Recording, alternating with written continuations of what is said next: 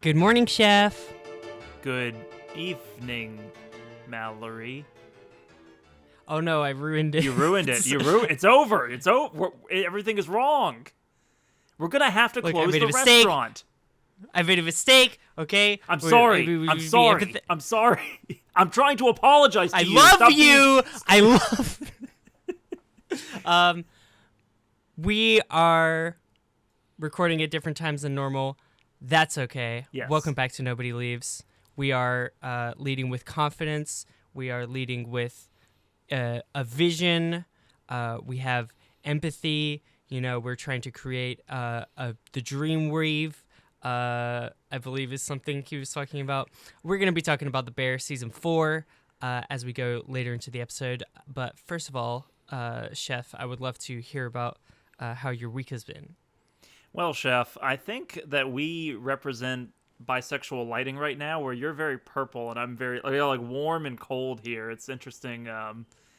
Neither of us have achieved the correct lighting, but yes, we're recording at different times because we're so eager to talk about the bear.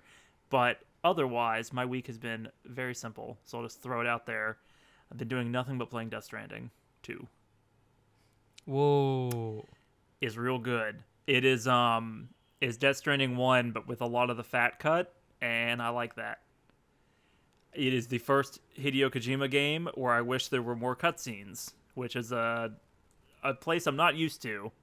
Death Stranding 1, it's like, all right, here is 7 hours of people explaining the same concepts over and over again, and then not really explaining other concepts that you kind of want to know more about. And then you gotta, walk across America, and it takes a long time to, kind of get going. Death Stranding 2 does not have this issue.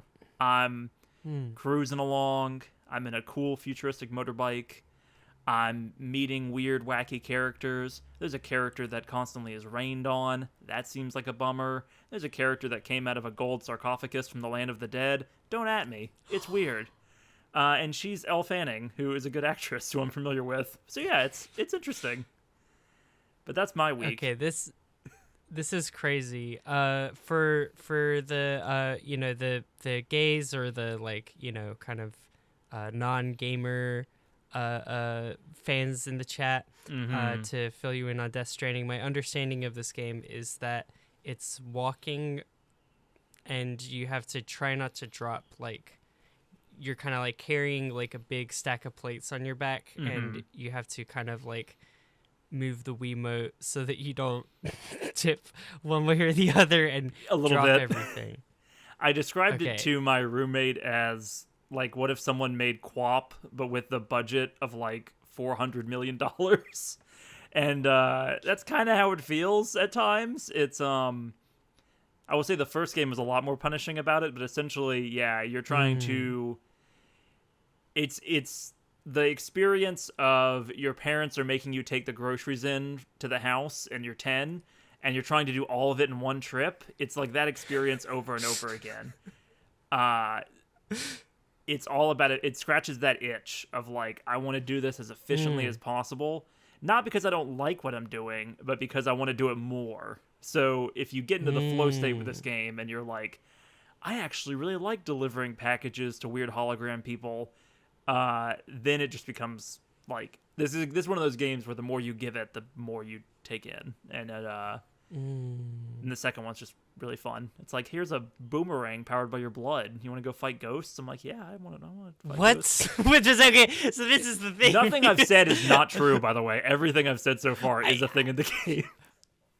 I believe you, but so is it you're fighting? So are you fighting enemies while trying to do your balancing act across America? Sometimes.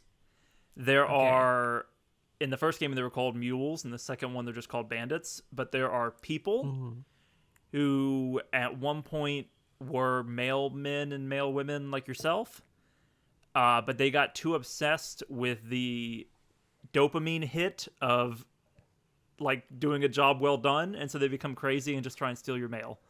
That's the actual background of because it's all social media, Mallory. It's all Hideo. He just sees things differently, and he predicted the pandemic. He didn't even Death Stranding That's 1 came out before the pandemic, and then the pandemic happened, and then it was like, well, Death Stranding in real life, and now Death Stranding 2 is happening, and he rewrote the whole script because of the pandemic, and I don't know what that means yet, but...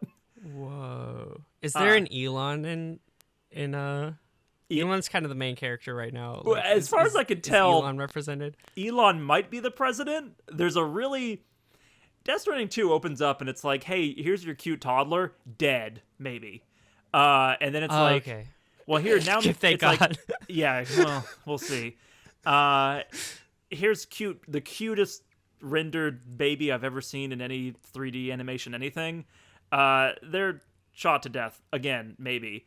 But then the next cutscene, tonal whiplash. Here's your corporate sponsor that's gonna help you ease your grief by like employing you, and you're a freelance agent working for a freelance company that's working with the existing government, and it's all very suspicious. And this guy's the president, but he's actually really like adhering to an AI, it seems like, and that's Elon Musk, I think. And the AI talks to you as a mannequin and also as your friend who's missing, in a weird like digital blackface. It's really confusing and weird. Was this game made by AI? No, distinctly not. AI would never. Yeah. Because it's AI obtuse. AI could not cook up something this cool. It is the exact opposite of like the platonic ideal video game of like no frills, like I don't know, like kind of like what a gacha game is now, where it's like it's all dopamine all the time. This game is like you gotta eat your vegetables, and you're gonna have a lot of vegetables. But Death Stranding 2 has less vegetables, and I'm liking that. Interesting. For fans of MPreg, I've know probably the most interesting thing about this game was that like Norman Reedus of Walking Dead fame is in it, and he has to carry a fetus around, and that was kind of the main thing. That's why I know anything about this game. Yes, that's a bridge so is the baby? fetus what died? Well, the fetus got out of the tube, out of the casing at the end of the first game. Huge spoilers, sorry, for the first few hours of Death Stranding 2. Dang. And that baby actually grew up to be like a toddler by the time you're like, a couple years later on the road. And then terrorists attack, including a guy who looks like the Joker. And is played by Troy Baker. Whoa, all right. Okay. And he carries an electric guitar that is also a samurai sword. And it shoots lightning, and I really am not making any of this up. I swear. Yeah, but now I'm interested. I didn't take ayahuasca like before this podcast. And he's got an army of robots and cultists and robot dogs, which I've only fought once, but they were really intimidating. And I'm harnessing. My team is harnessing the power of tar, and we're on a boat that's like a Moby Dick reference, and yeah. I don't know. Oh, all right. I'm in. Moby Dick reference. Yeah. I feel like, because I had to wake up early for this, and I feel like this is exactly what I would be experiencing if I was having a dream about the Nobody Leaves podcast, and I was trying to, my brain was trying to guess, what you were going to say. And the boat is piloted by George Miller, director of the Mad Max franchise, and Guillermo del Toro is also your friend, but he's actually a corpse, but then he got a real soul, like a real boy, and then he died. So and when he died, he went to his own personal beach, and that's how he knows that he actually had a soul, even though he's like 80% corpse parts. Is the beach making you old?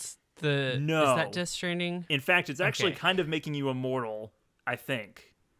Whoa. But it's also like being used to make the internet again, but it's also the basic premise of Death Stranding is that the afterlife is getting too full, and it's like leaking into the real world.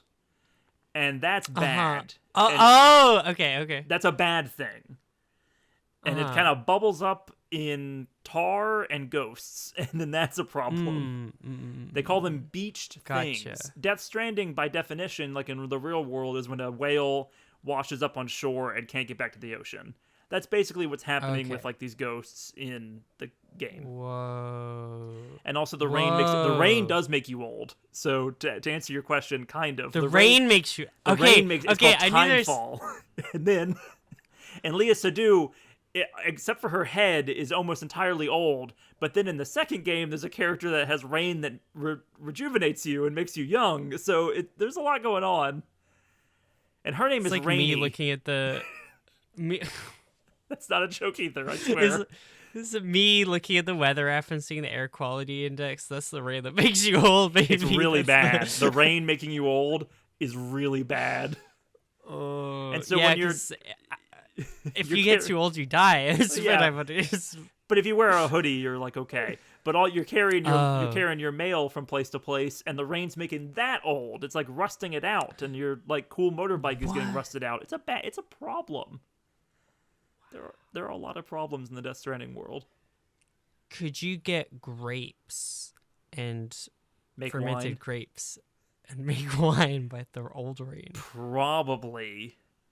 If you get the water in like a storage container, it's just water. Does it continue to no. So okay. I don't remember why, but basically once the rain like hits a surface, hits the ground, it ages that surface, but then like the property of making things old like goes away.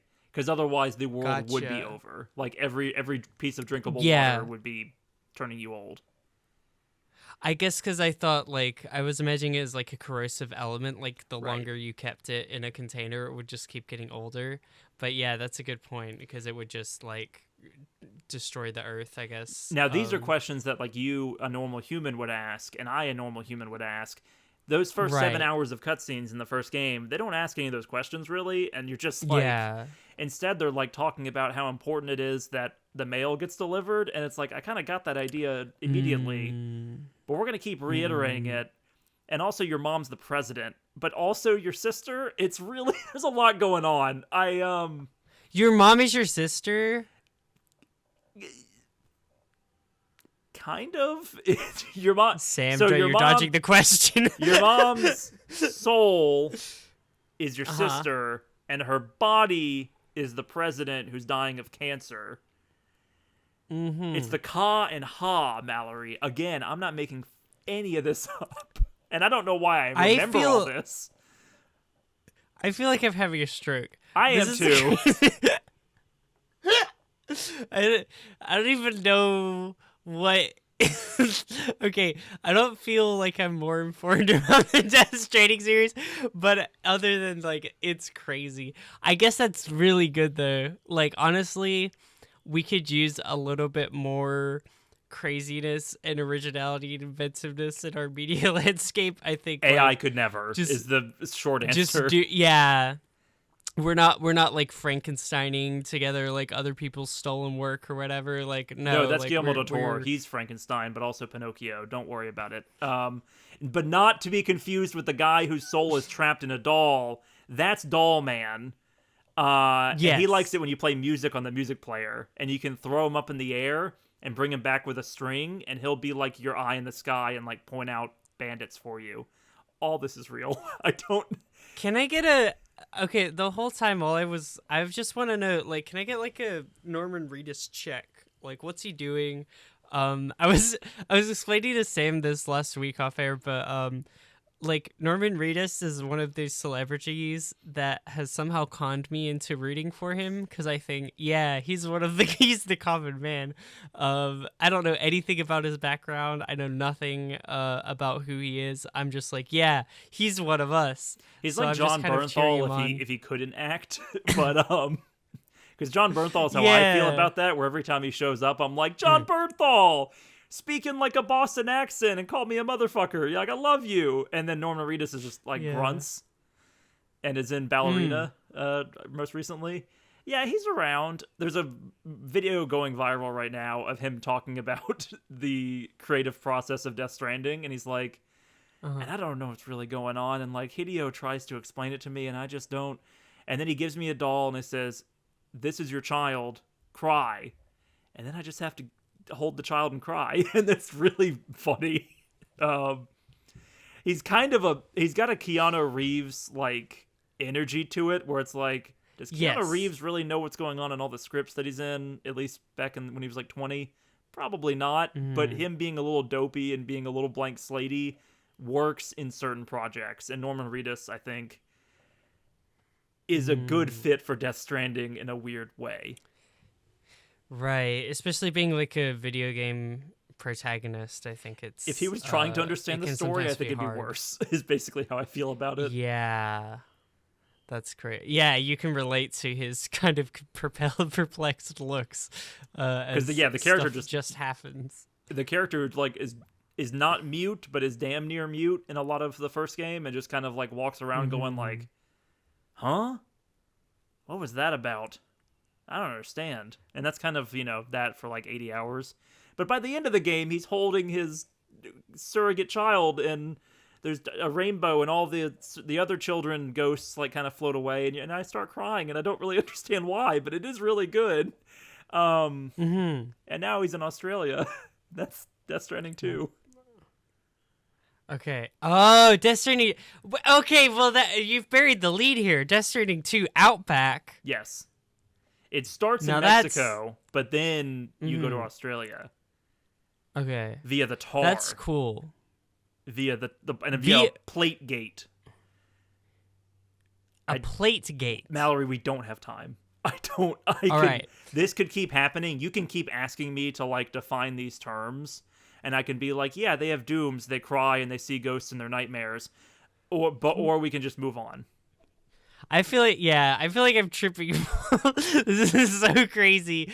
I fully feel like I was watching a video about dissociating before this podcast started. Like that was kind of my warm up in the morning because I was put you in the right mood for a podcast with Sam. I understand. I just wanted to learn, I was like I need to learn because that's gonna keep me awake. So I'm like, I don't really fully understand dissociating. Let me look it up. And then maybe it happened now. I'm gonna re-watch the VOD. I'm gonna be watching my body language. I'm just like fully trying to like get there with what was happening in that series. But yeah, his character's name is Sam as well, and it's really like I wish that my name was a different name when I'm playing this game, because it's a lot of like, Sam, the BT is about to like suck you into the tar, and I'm like, I don't want to be named Sam right now. I don't want to go in the tar.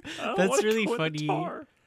And then it's a seashell with like an eye, and it looks like a vagina a little bit. You got some Evangelion stuff going on. Listen, right?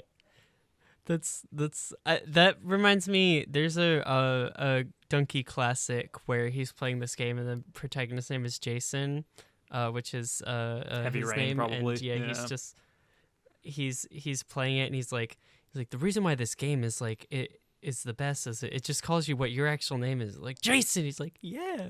He's so excited. That is sometimes how I feel playing Death Stranding, and other times I'm like, God, why does he have to be named Sam? Yeah. So how was your week, Mallory? No, definitely. Well,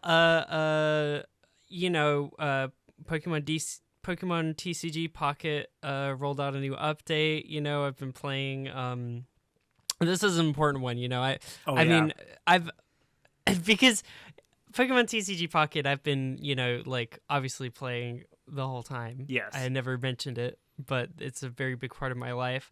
So I've also been like a gaming mood, but are you familiar with the game that's like sweeping the internet by storm, where people race like HoloLive? I don't know if they're HoloLive, but like VTubers. Oh, or maybe they're idols. Do you know what I'm talking about? VTuber racing?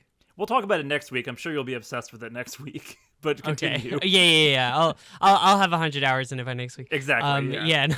It's all about Pokemon TCG Pocket, and they released a new pack. First of all, they released a pack called Eevee Grove. So you got all the evolutions finally, which means you got Espeon, which is my favorite Pokemon of all time, and I love Espeon, and I got Espeon full art card, and I'm very happy. But also, they released a new deck called Sweets Relay. Now this deck is kind of crazy. You know what I mean? Does it have like the apple Pokemon and like the cake Pokemon? Okay. Yes, it has Appleton, which is the Apple one. It has Vanillish. I think Vanillux like can't use the move, so I just keep it second stage Vanillish. It has that's the ice cream Pokemon. I remember. It has is Alchemy, the other ice cream Pokemon. From Gen 7 that it can be different flavors, so it can have strawberries or blueberries or whatever like on its ears. And It's not then fair, there's Mallory. Like, age comes from us all. Like, I used to get mad when people went like, "Oh, is that a Pikachu?" But now it's like there's been 3 generations since I stopped playing Pokemon, and You played it. You just didn't have your heart's not in my it heart's anymore, not in it. old man. My heart is not in it. I looked at those windmills and I looked at those Pokemon that like appeared in front of my Pokemon truck, and I got mad and I stopped playing. Man. But they've also got Slurpuff, which is good. That's the cotton candy one. We all remember Slurpuff. But yeah, this is cool. So, what's your familiarity with the Pokemon trading card game and its many cool rules? I have watched one of our mutual friends play it, and it seems like rock paper scissors, and it seems very frustrating. But also, the art looks really good, and that's my opinion of it. Yeah, I mean, definitely there's levels of frustration. There's some coin flips involved, you're not always going to get what you want. But you are if you play the Sweets Relay deck. It's really good. And I feel like it's like a really good like girly pop moment in the TCG Pocket world, because like the best decks, there's like tier rankings for the like, meta all the right best now decks is or the whatever. Sweets deck. Right. I see. And well, that's the thing. It's the counter meta, because everyone uses whatever the meta is. So it's like you got to get Giratina, you got to get Darkrai, you got to have like Sylvalian Rampardos or whatever. Like just so it's the edgy boy deck and then the girly pop deck. Right. I see. Yes. And it's people aren't expecting it when you pull it out, but it's really good because basically there's a move called Sweets Relay. All of the Pokemon can use Sweets Relay. And if you use it twice in a row, then it like does more damage. So you just keep using Sweets Relay the whole time. And then Alchemy is the ace of the deck. Alchemy has a move called Sweets Overload, where based on for every time that you've used Sweets Relay in the battle, it does 40 more damage. So pretty quickly, you're getting it to like 160, 200 damage, which will kill any card in the game. You're basically dragon dancing, but also attacking at the same time. Okay, I follow. Yeah, it's insane. Yeah, you just build it up, and they're not expecting to get hit with the Alchemy. And then Alchemy shows up, and you win. And I've been just winning a lot in Pokemon, and normally I don't win very much when I play the battling thing, because I'm not very intelligent and I'm not very good at competitive games. But I've been really enjoying this one because people are just like completely underestimating it and just fucking around, and they just don't expect anything from these little sweet treat Pokemon that have been. I also like it because there's a big like there's like an arc story. There's like a wrestling like storyline for these Pokemon. Like so many of these like food-based Pokemon have been very widely derided. Very much so, yes. You know they'll make a Pokemon out of anything discourse. Yes. Like these have been consistently the targets. Is like I hate they got the an ice cream cone. one now. I hate the garbage bag one. Yeah, no, I know. I remember. Right. Yeah, no, so it's been a big comeback. Like stocks are up for the Apple Pokemon and the so yeah, that's kind of been my week. Pretty short compared to Death Stranding, a lot easier to explain. No less overall. A waste of time, but yes, between the two of them. Yeah, if we're killing time either way, I like to look at like nice little pictures of strange, cute creatures. But yeah, desperately trying to collect all of the evolutions, really trying to control my spending and not pay for premium pass for Pokemon TCG Pocket. But how much money have you spent so far in this game? So you can do a free trial premium subscription, right? So I did it. And now, what do you think? Where do you think I was 30 days in? Do you think that I canceled it? Oh, on you time, canceled it immediately. or... Yeah, no, you set a reminder. Yeah, You're yeah. a responsible adult, and you didn't let it yes. keep charging. No, of course not. Yeah, so I've paid for 1 month of premium. See. And let's just not even think about how much that is. And I was sad because I could have spent money and gotten a Glaceon themed thing, because it's Espeon and Glaceon. Like, those are my two favorite Eevees. Mm-hmm. And I could have got Glaceon coin and Glaceon card thing and everything, and then that's expired. And now I'm gonna get Sylveon and be basic. And okay, But and you like I don't want to be shady. Sylveon. I know you like Sylveon. I don't want to be shady to all the other trans girls out there, because everyone's been like, Sylveon is the trans icon Pokemon. You right? liked It's Sylveon before you trans transitioned. colors. It was one of the telltale signs. Do you remember fighting me and I had a Sylveon? I do. In You had a level Pokemon 100 X? Sylveon. I remember.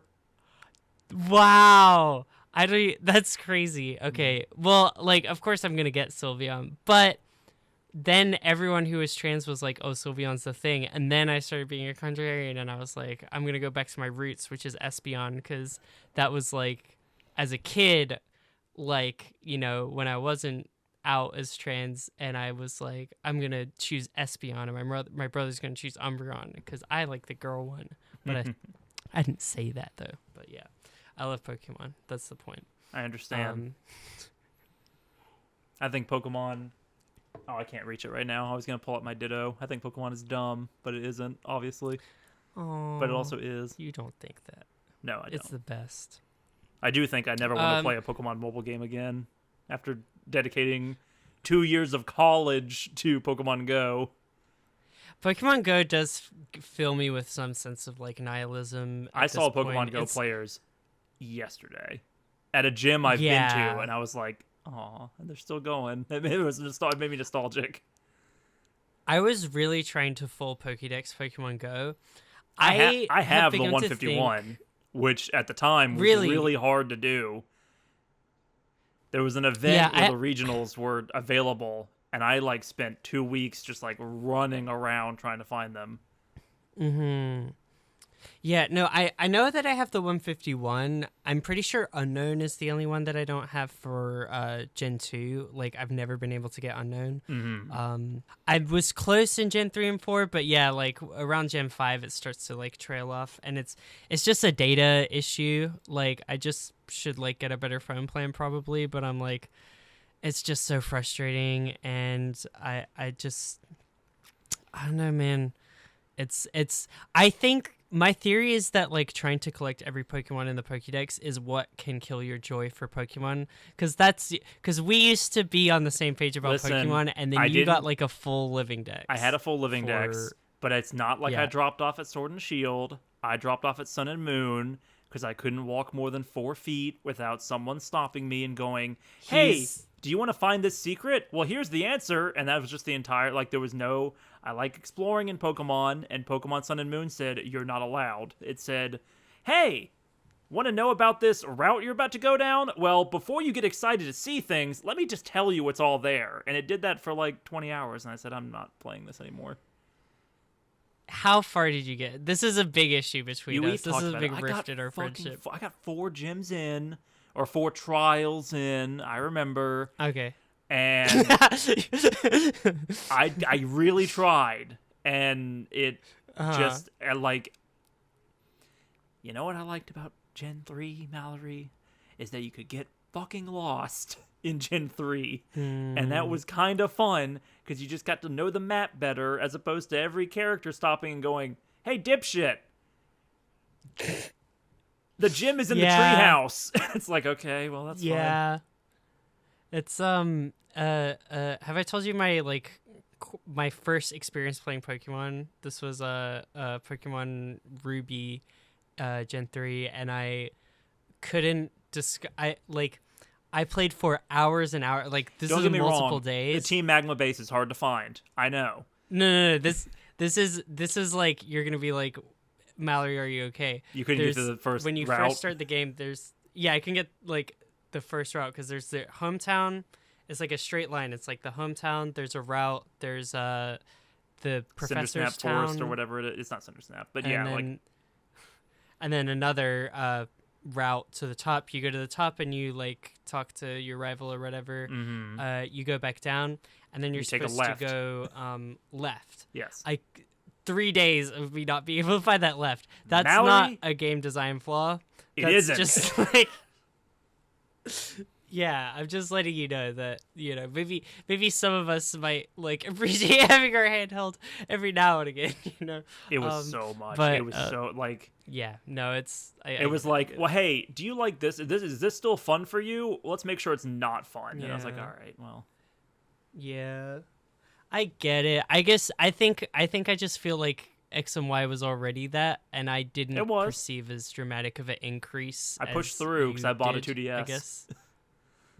That's fair. You're like, I'm gonna get my money's worth. Yes.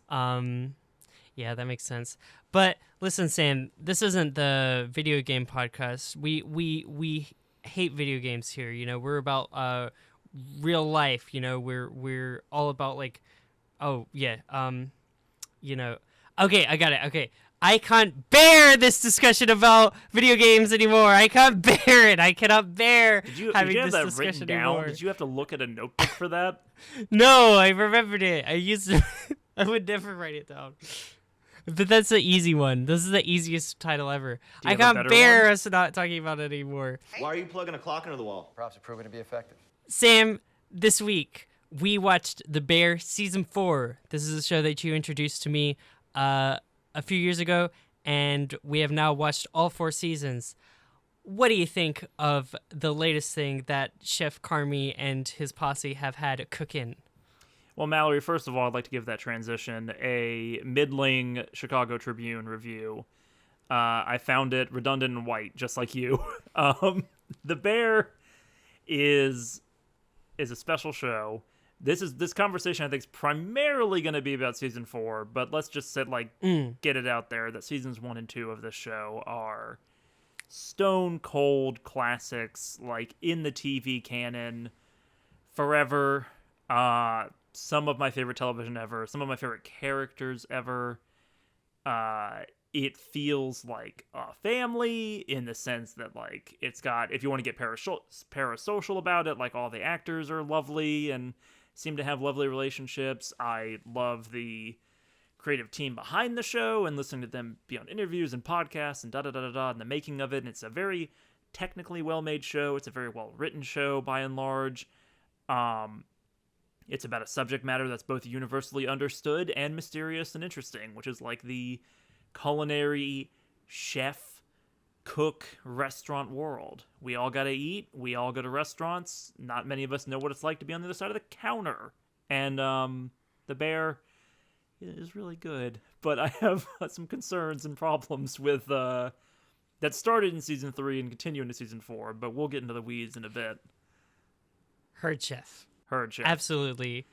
I think I don't think that there's a word of your analysis that I would not echo. I mean, I guess I haven't looked as much into like cast and crew, like behind the scenes type of interview stuff. So I definitely will appreciate your knowledge and expertise on that end. But yeah, like The Bear is a really, really phenomenal show with like just like everything you want from TV, pretty much, for those first 2 seasons. And yeah, we'll get into like the weeds with season 3 and 4 because there's some obvious good, there's some obvious bad, and there's some stuff in the middle, and there's stuff to talk about, I guess, with like the direction of the show and the length of the show. Length of the show is top of mind. I think for me that's right now. probably the key issue I think I probably have is like season 3 was the first time I felt kind of like, okay, like this isn't satisfying unless there's a good follow-up, as opposed to season 1 and season 2, even though season 2 ends on like arguably like a pretty big cliffhanger in terms of again, spoilers for everything Bear wise. Yeah, absolutely. No, including season 4, like the whole thing. Yes. Pretty big cliffhanger with like Carmy and Richie, like their relationship breaking apart in this huge conflict, and like Also, like Sydney throwing up like outside back of the restaurant, and there's like a pretty clear thing of like she's not good, like she's not okay. You know? There are Um, somewhat ambiguous like shots and scenes in this show that I think about all the mhm. time. And the final shot Yes, of season yes. 2, it's Ayo Edebiri, who is just tremendous. Like, what an amazing actress who is now in all of our Yes. lives, and so happy to have her here. Yeah, yeah, She's yeah. just thrown up, or she's like looking at her dad, who's very concerned and is trying to have this nice moment with her, and Mm-hmm. she's like putting on a brave face for him, but also maybe triumphant, but also like shaky, and it's a really ambiguous like final scene in that season that I was kind of obsessed with and wrote about and did a video Yeah. on. But yeah, No, definitely. And yeah, so it's like even leaving us at that low point, like there's kind of a feeling like if they didn't renew for a new season, I think it would have been one of those like bring it back type of things, but like it it it's a beautiful piece of artwork on its own, I guess. In are a you saying sense you had that season 3 you're talking around it, I but are you did you have trouble with the final season of The Bear, season 4? I well mean, that's the they finally thing. ended it, Mallory. I They were going to end the whole thing. I don't know why I'm doing like a I, Tucker I Carlson was voice, but yeah, continue. it's more season that's more my feelings on season 3, where season 3 I'm like, okay, if it ended here I would be like, okay, this is just like kind of a middling season that didn't really go anywhere or Right. have a satisfying resolution to any of these like plot lines. Like it's not that individual episodes work as like pieces of character growth, right? But like these like arcs don't have satisfying conclusion, and there's like just stuff left on the table that it's Season like 3 we're gonna does not have an address arc it later, I in guess. itself in a vacuum, right? In the way that seasons 1 and Yeah. 2 do. Like seasons 1 and 2 feel like complete shows, and not to say that you feel like at the end of season 2 like, oh, well, the show could end here, because that's not how you feel, but it does feel Hmm. like it had a central message and idea that was explored fully in that season. Season 3 breaks that trend completely, where there's no Yeah. resolution, there's scant plot, and yeah, like a lot of things are left hanging that aren't necessarily resolved in season 4, or Yeah. aren't go from being really important to not really important at all. But yeah, sorry, continue. Yeah.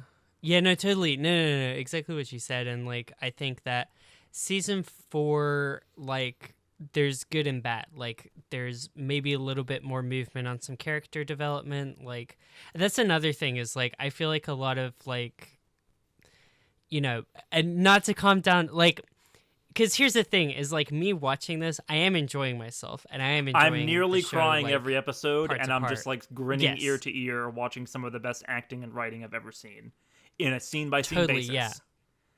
All of Yeah. And almost and I'm all crying of as my well. problems with The Bear have to do with long-term TV storytelling. Yeah. No, And totally. And it's yeah, it's I think, frustrating. yeah, cuz I yeah. Sorry. Did you have a further point? I want to get this out of the way first. I think season 4 is a Mm, course correction in a good way. I think it mm, is. It has mm, more mm, mm. momentum than season 3. It does start making decisions and like plot movements that feel permanent and important in a way that season 3 does not. Mm. Like season 3 is like the restaurant's having financial troubles. Is it? Is it like is that we can be told these things, but we don't really. What does that mean, right? There's a lot of like we're getting a review that might be bad. Okay, what are the stakes there? Like, is that enough to kill the restaurant? Season 4, I think, pretty much immediately, like, it gives you this ticking clock, and it says like, here's because we were so ambiguous about it in season 3, like here are the stakes for season 4, and it lays it all on the table, on the computer, and with the computer, Mhm. and goes from there, right? And that I think is immediately a good thing. Yeah. At the same time, it's like I it's thoughts about the clock, cuz I feel like they gesture at it's like gesturing at like this is our season arc. Yes. But then like not a lot of stuff that happens in the season feels very related To the restaurant or the clock and the fact that we're running money out of problems. money. Yeah. Yeah, like there's some good conversations that Sydney and Carmi have about like reducing the amount of elements, and Tina's talking about we can't get enough supplies from the farmers market. Like that kind of stuff. I'm like, okay, like cool. Like this is all like related to this like overarching plot or whatever. But like the further we go into the season, like we're just having it's like we're just kind of like we kind of solved it around then. Like Carmi's like, okay, we'll stop getting like Orwellian butter and like Himalayan goat cheese or whatever. Like we'll stop going so crazy and reduce the amount of elements that go into dishes. And I'm finally gonna start listening to Chef Sydney and like, and we're gonna have a solid suggestions. Like a set in stone menu with room to be fancy and explore with Marcus and the desserts and all that. Like it does kind of feel like, all right, well they figured it out. But by the time they figure it out, and then he leaves, and he's ready to leave. Well, but it's also like I feel like they do that in the early episodes, and then there's just a lot of episodes that are to do with characters and character growth. Cool, great, but like are just don't fit into that at all.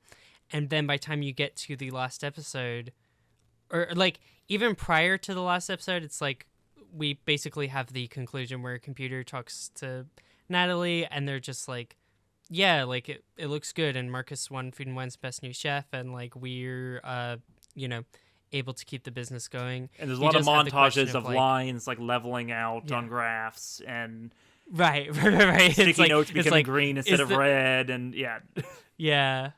The fucked and not fucked like pie chart is probably the best one because it's like, good. Yeah, we understand we can't show you a financial graphics that are gonna make any sense, so here's just a pie chart that says how good we are. Yes. I mean, I guess it's like kind of interesting that they get to, okay, we can keep it going, and then his question is why keep going, but I mean like that's already resolved before the final episode, and then when the final episode ends on a montage of the clock ticking down to 0, and it's kind of like, well, does that matter? Yeah, because even then, like what the clock represented was essentially their parachute going out or finishing, which is like the amount of money they had. I'm not a business major.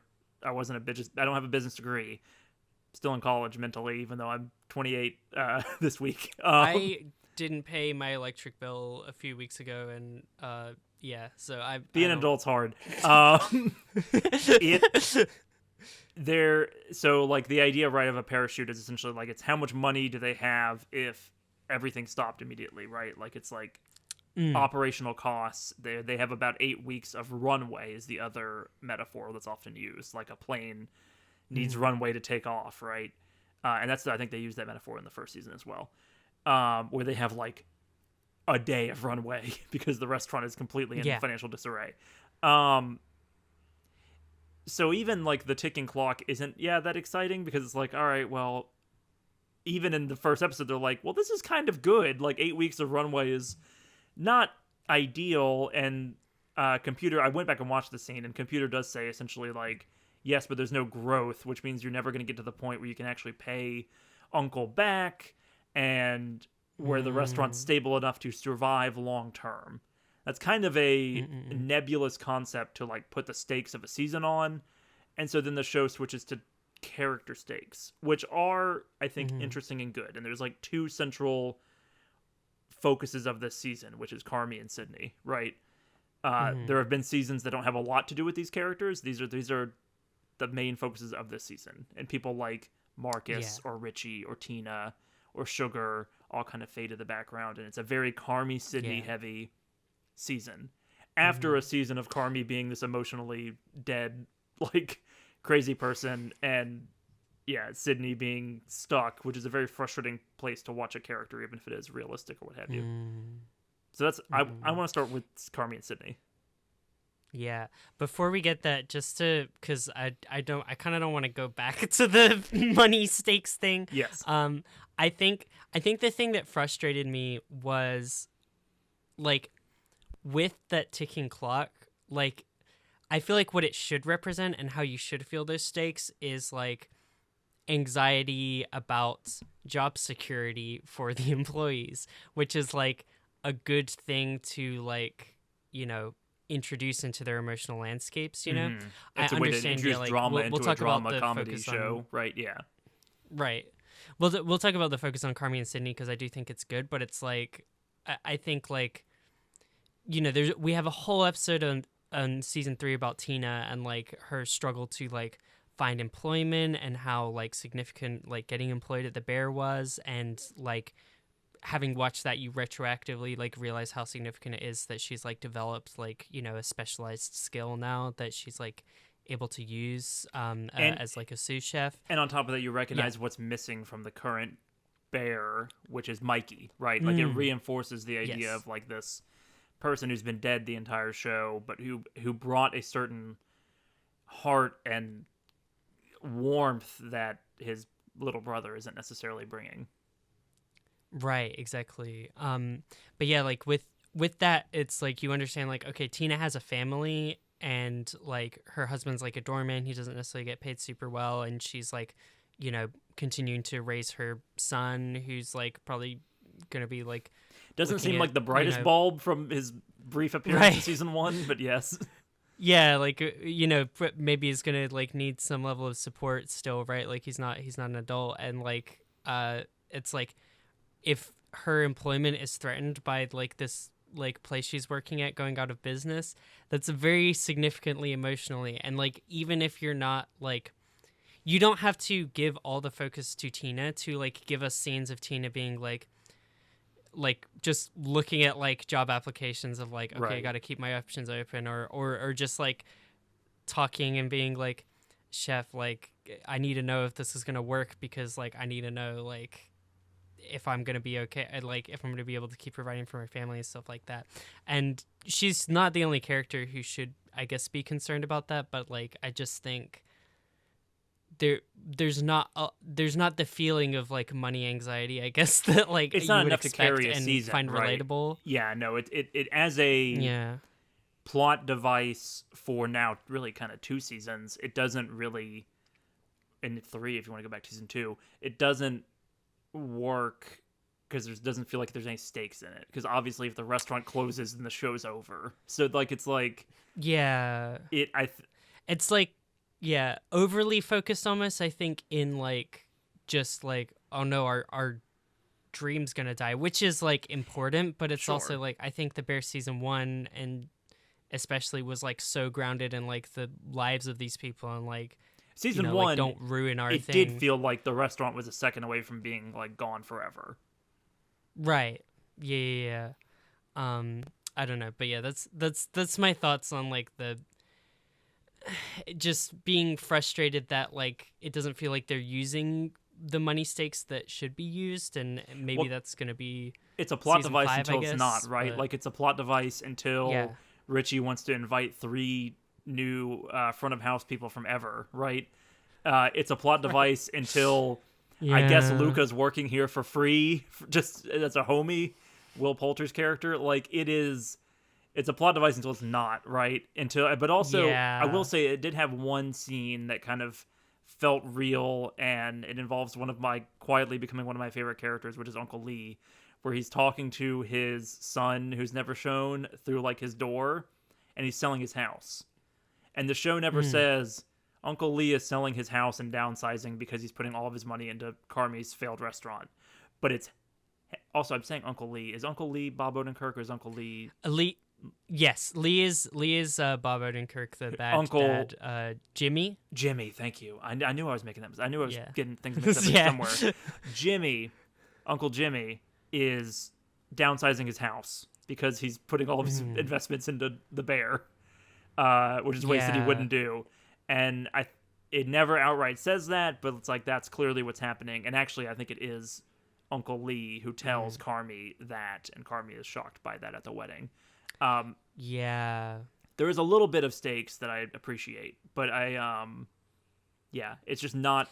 Yeah. It's hard to take seriously because how many seasons can we have like of Carmi being bad at math and them talking about like runway and this and that before it's like, all right, well, is the restaurant actually going to shut down? Is it really like? Yeah, because like I could also see that representing like because Jimmy's whole thing is he's like shielding them and like protecting them, the kids or whatever, and like he's From the bad he's news and from computer kind of bleeding heart. As mean as he is to them, sometimes it's like he is kind of like a bleeding heart, and he's just kind of like, I mean, the restaurant exists because of him. He bought them a restaurant basically, right? So it's like he, I could see like the lack of financial concern on the employees' part as like being representative of him shielding them from the reality, and that like season 5 it's gonna hit.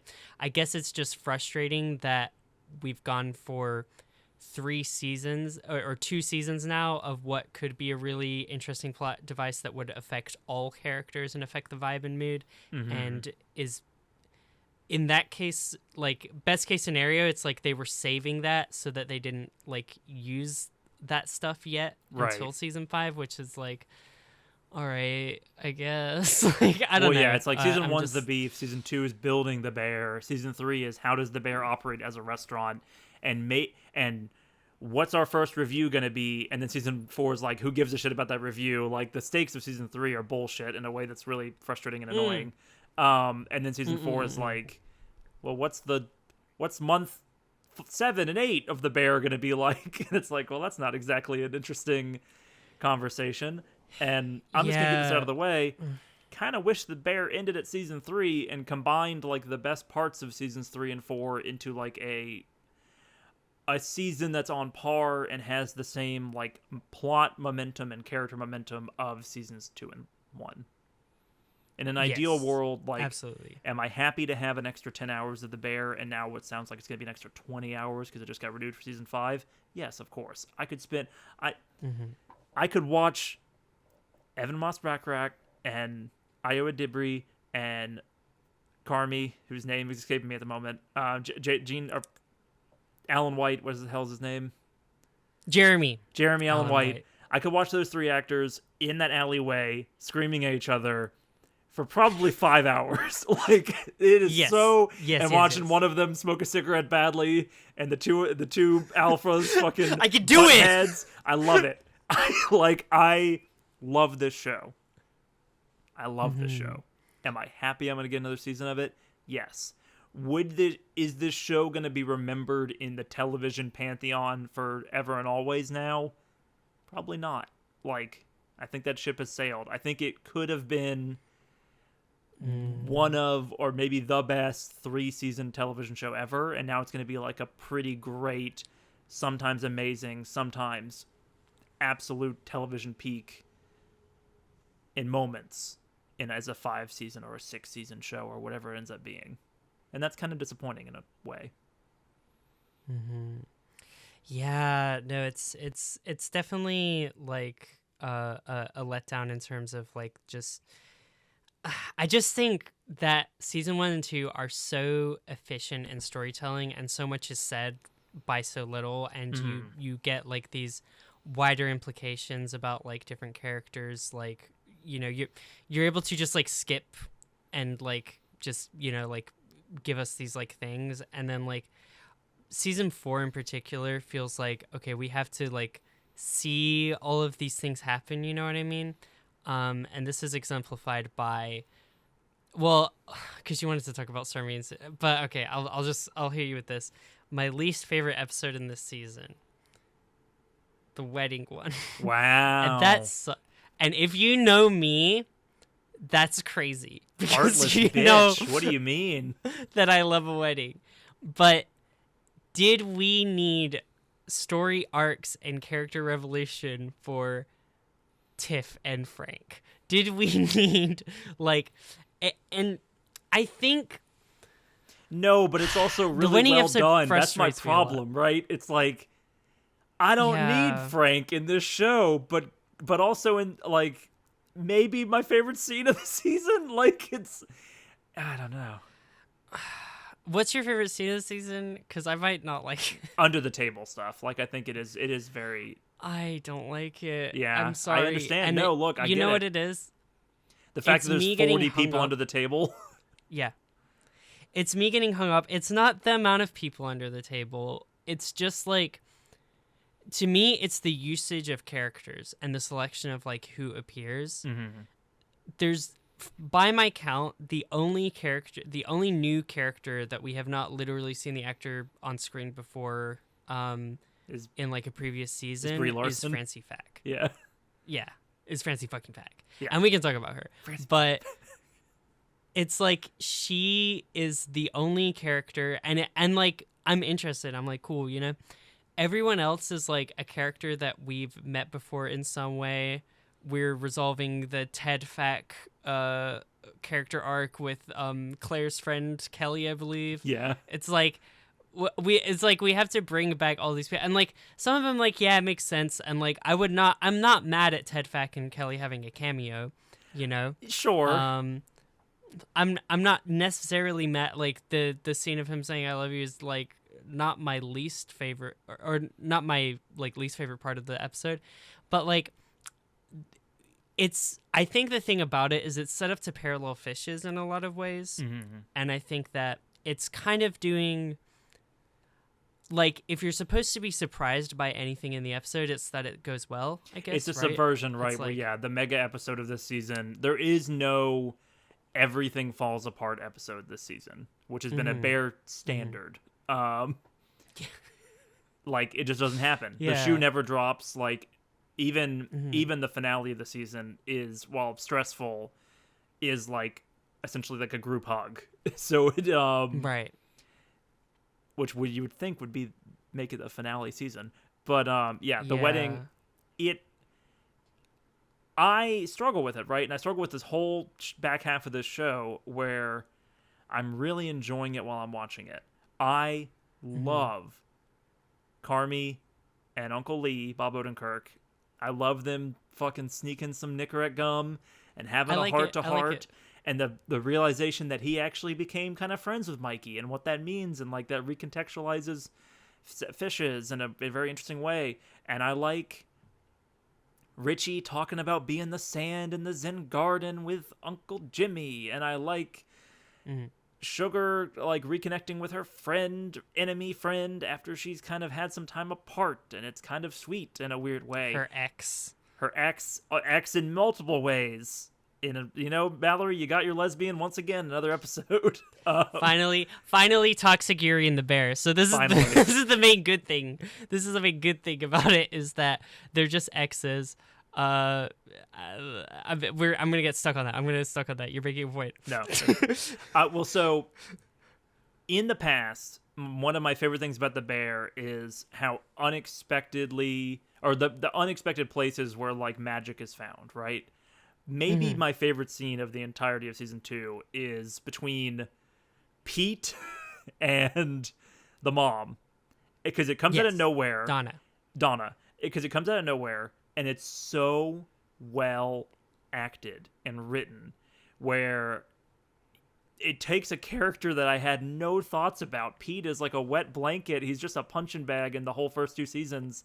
And suddenly he's a human being, and I'm Pete, and I'm watching this person have a breakdown on the sidewalk, and I'm watching Pete like try not to cry, and then have to go back inside and sit with his wife, his pregnant wife, and be like, everything's fine, and I'm just really happy for you. And it's like incredible. It's magic. It's taking chess pieces and like pulling off a move that you didn't see coming, and it is the bear at its best. But at the same time, we've met a lot of Petes at this point. There are so many. Like, I know the meme is like, there's so many facts, and it's really annoying to people at this point, and people were really mad about John Cena in season 3, and I'm sure people are being totally normal on the internet about Brie Larson in season 4, because they're really normal. But I do like it. I like the bit of every fact we meet from this point has to be super famous. But anyway, like... Yeah. There's a lot of them. There's a lot of Petes.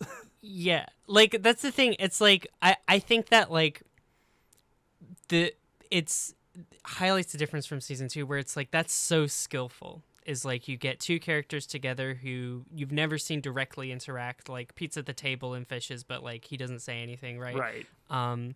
Like you move these two chess pieces here, and you're like, oh my god, and then you're like, of course, yeah, like you have And Pete, suddenly who Pete's like the represents, heart of the show, yeah, for like a second. normalcy, stability, being healed, like because he in Fishes is phenomenal because like when he enters, like having brought a tuna casserole, a completely like innocent and like innocuous thing, Yes. and it's just derided and gang piled and like bullied by everyone in the family, and they all unite. Like the one thing that they can unite is they hate this guy for Who's being a like dope, normal, and like being the only normal just person. wanting to please, Right. And yeah, and it's like the music plays in that scene, and then it takes the bullying of Pete that happened in season 1 and contextualizes like, this is bad, like this is not good, Right. you know, like and it's really, really skillfully done. And I think that the wedding is like, what if we just kind of brought all these chess pieces together and hung out for a little bit? You know what I mean? Right. It's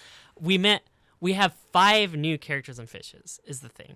Like this is our introduction And all to of them Donna. come back. All of them. And they're all great in Fishes. Like Ted Fack is necessary in Fishes because you're introducing the concept of facts, and they wear the same clothes and they do the same Right. thing, and they're all kind of stupid, right? Right. And like you're like introducing like all these different characters, like Can we just say John Mulaney? oh my God. Who I think Stevie- is still Stevie yeah. is incredible, and he's used very I love Stevie. small. Like his role in season 4 is actually a cameo. Like he has like a one-off scene, and it is kind of great. Mhm. But there's a lot of one-off scenes. Yeah, that's the thing. Like, I don't mind any of them, but it's like it seems crazy to me that like you wouldn't just add a bunch of new people at this wedding, or like what happened to the old man who's like, I thought you killed yourself. Oh, that was my brother, sir. He's No, like, sir, that was oh, my and he brother. just walks away. Yeah. Like I need more stuff like that where it's like you're meeting someone, they're not even named, and you're just like, oh yeah, they know everything about you and they've known you for like 20 years. Like it's like just a little bit more of the jungle that would let like the you know Uncle Lee, Bob Odenkirk's shine, that would let like the actual and make the episode have a more of a point and a focus. You It's know, such an other than extended just, like, cast that it's I a don't know happy who to time. look at. Yeah, no, that's because like the Tiff stuff in the wedding episode damn near makes me cry. Like I think that actress Yeah. does an incredible job. I can't remember her name right now, but she's from in Community and a couple other things. Mm-hmm. Allison Janney is her name? Allison, Janney, right? I'll find it. I'm I'll gonna find keep it. doing I'll this find it. because I'll I find it. did You keep horrible. talking. I'm horrible. You keep talking. It's not just anime characters. I can't remember any names, but the Tiff stuff is like really Jillian Jacobs. Jillian Jacobs. Allison Janney's a different I think person. Allison Brie is the other one from Community. Allison I Brie. think. Oh, the Allison Janney's also a person though. Anyway, Oh, really? she's really good. She's also married. I think she's married to someone who involved in the Bear universe in a way I can't remember. So maybe it's all scrambled up there like a Sid omelet with potato chips. The Tiff stuff, right? Her dancing with Richie, I want to cry.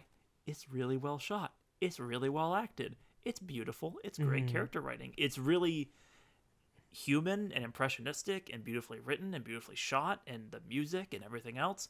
But I don't know where to put. I don't know where. I can't hold all these characters in my heart. I need focus. Yeah, it's like it's just not about. And then like, what exemplified it for me? I like Sid being there because that's significant. Is like, But Sid why is is going Marcus to like there? Yes. a Berzado family event. Thank you. Why is Marcus there? I love Marcus. He's probably one of my favorite characters. I agree. Does Why not get is a lot to do Marcus this and his season. roommate there?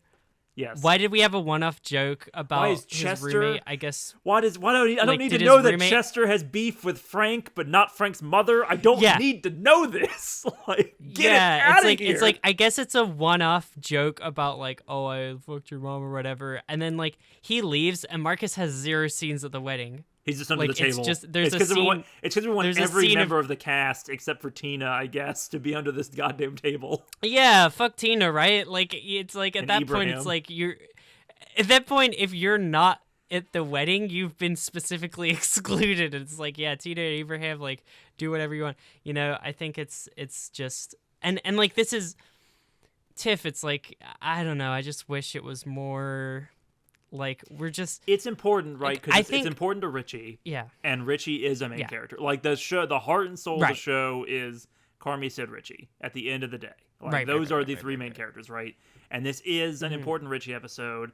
And basically all of his turmoil and troubles and what have you are resolved by this episode. Like there are no worlds left to conquer with Richie. He is a great front of house guy. He has a loving relationship with his ex-wife and daughter and his wife's new husband. New flame, right? Yeah. He almost certainly is going to end up with the lady from Ever. Everything except for his issues with Carmi is resolved by this wedding episode. And so I don't know if there's anything left for him to do in season 5, but yeah. And it's also like I'm still like, did we need to see it? Because I think like all the stuff he goes through, like he goes through his arc of like, should I even go to the wedding, and like meeting with Frank, continuing his stuff. All of that happens outside of the wedding and before he even makes the decision to go. I feel like him being there, I didn't see a lot of growth in the wedding. Maybe I was like not keyed in. I think it's supposed to be like, him. The dance with Tiff was more significant, but like him unable to not hate, like him wanting to hate Frank and not being able to, and helping Frank be a dad or a stepdad who steps up or what have you. Yeah, because it ties back in with this conversation earlier in the season. But it's listen, Forks did it better. We can just say that it. Yeah, and it's just like I'm imagining a world where we never saw the wedding, and it's just like Richie comes back from the wedding and he's like, you know, like I just saw him being happy. He just has one off line about them being happy or something, and you're like, wow, Richie, like look how much you've grown, because it just seems like we got it, like you know what I mean, like I just got it 2 seasons ago. I don't know. Yeah, I don't know that there's like enough there to justify having this like whole episode without just some sort of central driving thing that's like the point, I guess, you know. Well, and that's what was so fun about the first 2 seasons is that it when we met all these characters, they were complete messes, right? And it's like, can Carmi improve all these people's lives faster than he can destroy them, right? Can he invigorate Marcus and like be the creative spark that Marcus needs to like pursue a career in being like an amazing dessert pastry chef guy? Can he like inspire Tina or like get Tina on board about like being more than just a sandwich shop, and like give her the confidence she needs to go on and become like an amazing chef that she always could have been, right? Like to be like the home style cooker, like cooking mom who is in her older age, like still able to learn new tricks and still able to have like maybe financial security and like what. Anyway, he does that with everybody, right? Like seasons 1 and 2, everyone's in a better place by the end of season 2 except for maybe Sid and him, right? That kind of means they have nowhere to go. Like there's nowhere.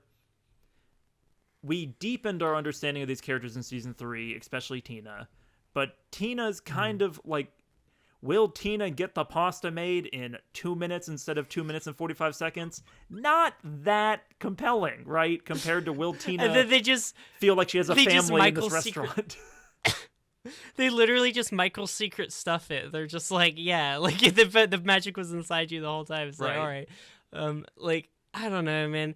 I think the other thing is like, I've seen like discourse around like, healing isn't necessarily interesting, which I believe is true. I think right? 4 is more compelling when than you 3 get away as a from season. drama. I disagree with that. Well, or just like the idea that like the reason why it's less crazy and like less yelling is happening is because the characters are healing and getting better and getting over trauma. So that's like why. I just think that like a lot of the thing is like that is true. It's like the more you can like avoid drama and avoid yelling and like not get it worked up in those emotional states, the more healed you probably are, and like that's showing progress. But like stressful stuff doesn't stop happening in life, and I think healing is like how you cope learning to cope better with these stressful situations, and I'm not seeing the stressors. And I think like where I'm like characters like Richie and Marcus and Tina, who would kind of come full circle by the end of season 2. It's like if we were getting new stressors, and it's like, is this gonna have like a flare up of like their old like bad kind of habits, or Nope. are they gonna like no No, the answer. answer's no. Yeah, the answer's no. Like, Yeah, and so it's like instead the stressor becomes Carmi, Yeah. right? But right. then that goes on for too long, I would think. Yeah.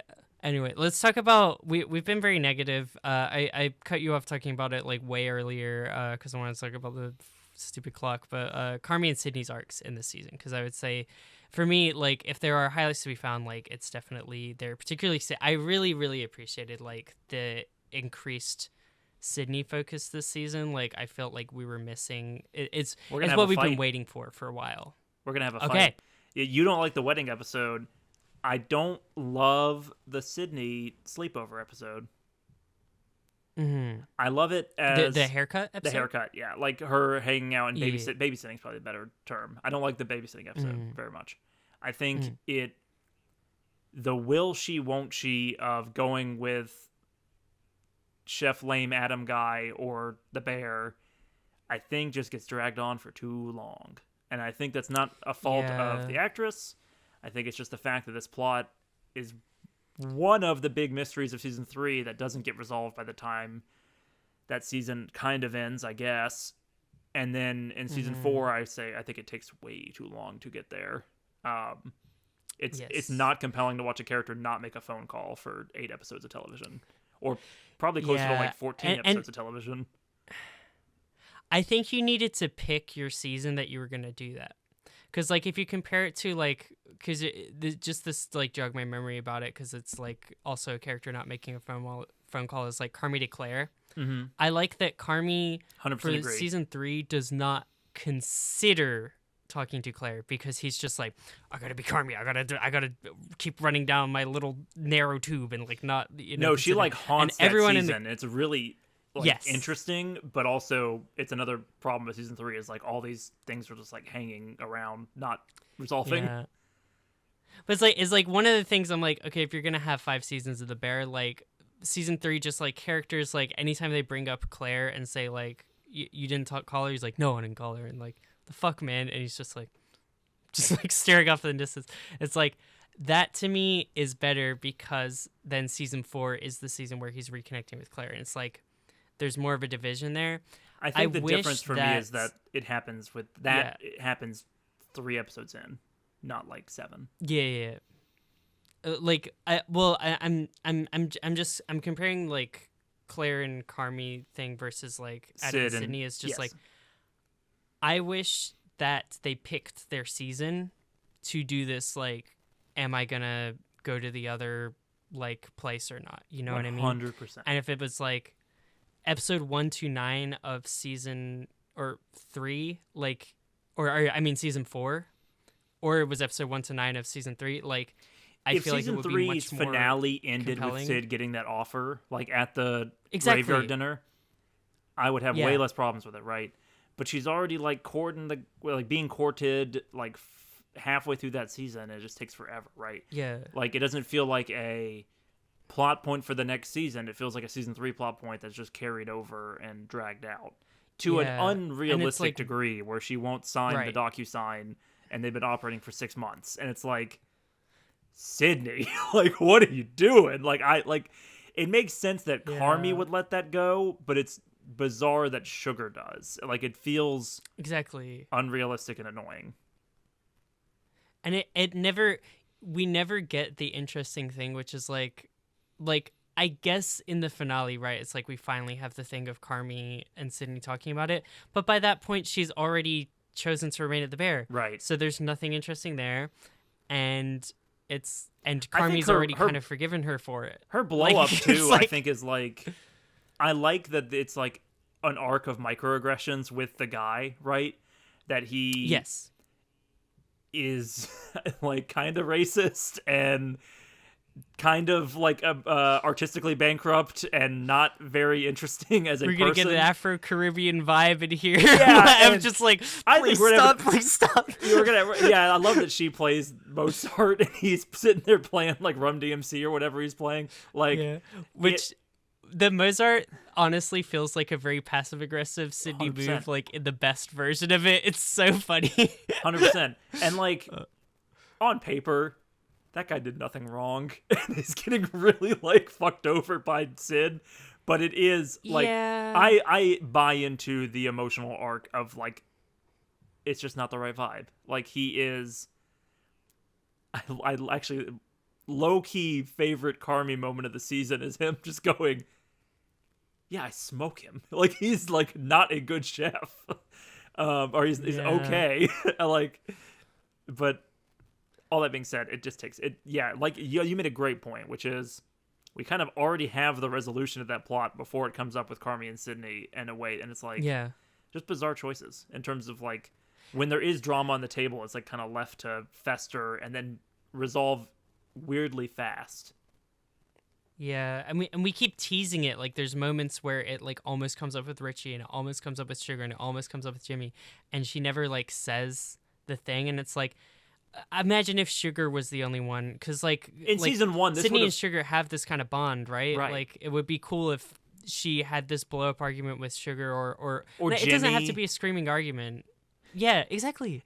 Exactly. In like, season 1, this would have came up during service. It would have came up like at the Right. height of everything going wrong. In fact, it kind of did in season 1 where she quits. Like it. There's a lot of like weird left turns throughout these 2 seasons that I just can't wrap my head around, and that's definitely one of them. I also like. I would have liked it more. I don't know. I was. Okay, I'm getting scrambled. I'll say. Okay, I'll focus. The thing with Adam, I believe is his name, right? Yes, Shapiro. Yes, Shapiro. That's definitely his last name. Yeah, that's always the name popping up on the phone. Mm-hmm. Is there's interesting stuff where he always did give bad vibes of like he gives the vibes of like a pestering kind of like guy who's like asking you out, you know what I mean, where he's just like there's that scene in the wine cellar at the end of season 3 where he's like asking her like, so did you make a decision? He's just he's like, it's okay, you can take your time, and then he's just like staring at her, making it clear that it's not okay. No, for sure. He's like really and he seems douchey when he's like when we see him in action at Ever, the Olivia Colman restaurant. Like he's like the only mean person in that restaurant when Richie is stodging. And I even saw like there was a great breakdown on Reddit of like the difference between him zhuzhing up the Chicago deep dish pizza, which is a moment that's like inspiring for Richie, but like what he does to it is he gets rid of the pizza crust, which is like what the restaurant's talked about as being famous for. It's Pequod's, which is a famous restaurant in Chicago. Also the name of the boat in Moby Dick, Death Stranding 2, available now. But Philip K. Dick. Oh, that's different. No, Philip K. Dick, one of Richie's favorite authors. It all comes back together. I'm gonna hold it together, Mallory. This dish will serve on time. Every second counts, chef. Anyway, what he does... Fire. 72 chickens. I annoy my friends by screaming that. I'll be at bar trivia and I'll go, I need you to fire 82 French fries, 47 appetizers. Now, chef, now. Yeah, but anyway, what he does to the pizza. He removes the crust, which is what people like of the pizza. He puts a bunch of decorative fucking green oil on it that's not edible or not like what you're going to eat.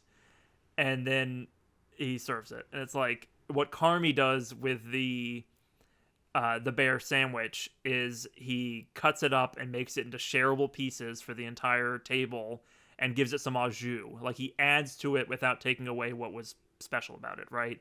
It's kind of like a you're not really from Chicago idea that this person was saying on Reddit, and I agree with. I think it's a very good point. It just seems like Shapiro isn't really all that.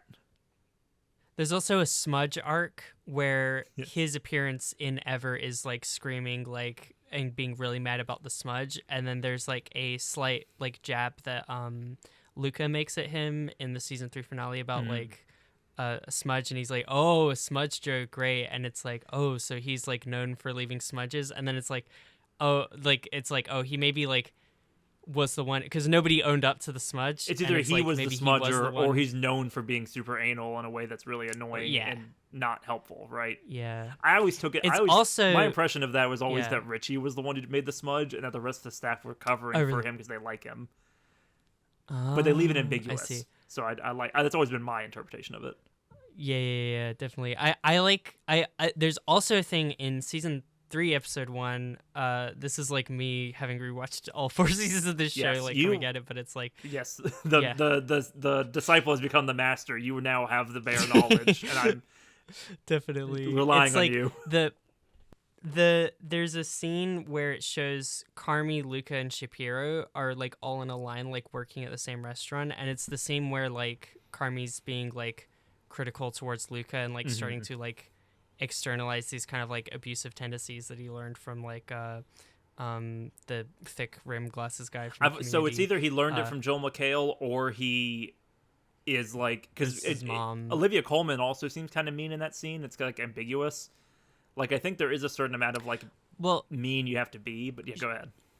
she is strict, or she's very like blunt with her words, but Carmi's pointed. you can see right? where he takes it really hard. Mhm. Like he takes things that she says in ways that are really hard, and you watch her face react to like his like she'll say something and like he'll go like chef and like be trying really hard, and she's like watching him with like this look of kind of concern, like right.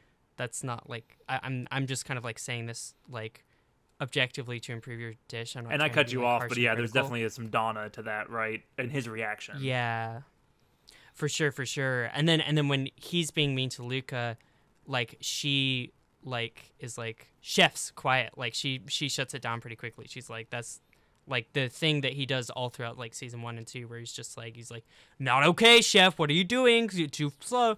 Like Right. that kind of stuff. She's like, we don't need that. Like we don't tolerate that in our kitchen or whatever. And Shapiro is also in that scene. It's also just interesting where you have these like 3 guys who are like all, I guess, in the same class or whatever, and like the different ways they go. And Shapiro is the one who stays at that same kitchen Right. for all these years. He doesn't move, and you just kind of get the vibe of like, you know. So there's a lot there that just never. Well, it feels like all This 3 is- of them. yeah. I like some of the subtle stuff in the show, right? Like I don't need the show to spell everything out for me, and I think you can infer a lot from that, right? Like I always timeline wise assume that he works with Olivia Colman and then he goes to work with Joel McHale, and that's where, because I think he's working with Joel McHale when he gets the phone call that Mikey's died, and then season 1 starts like 2 weeks later, right?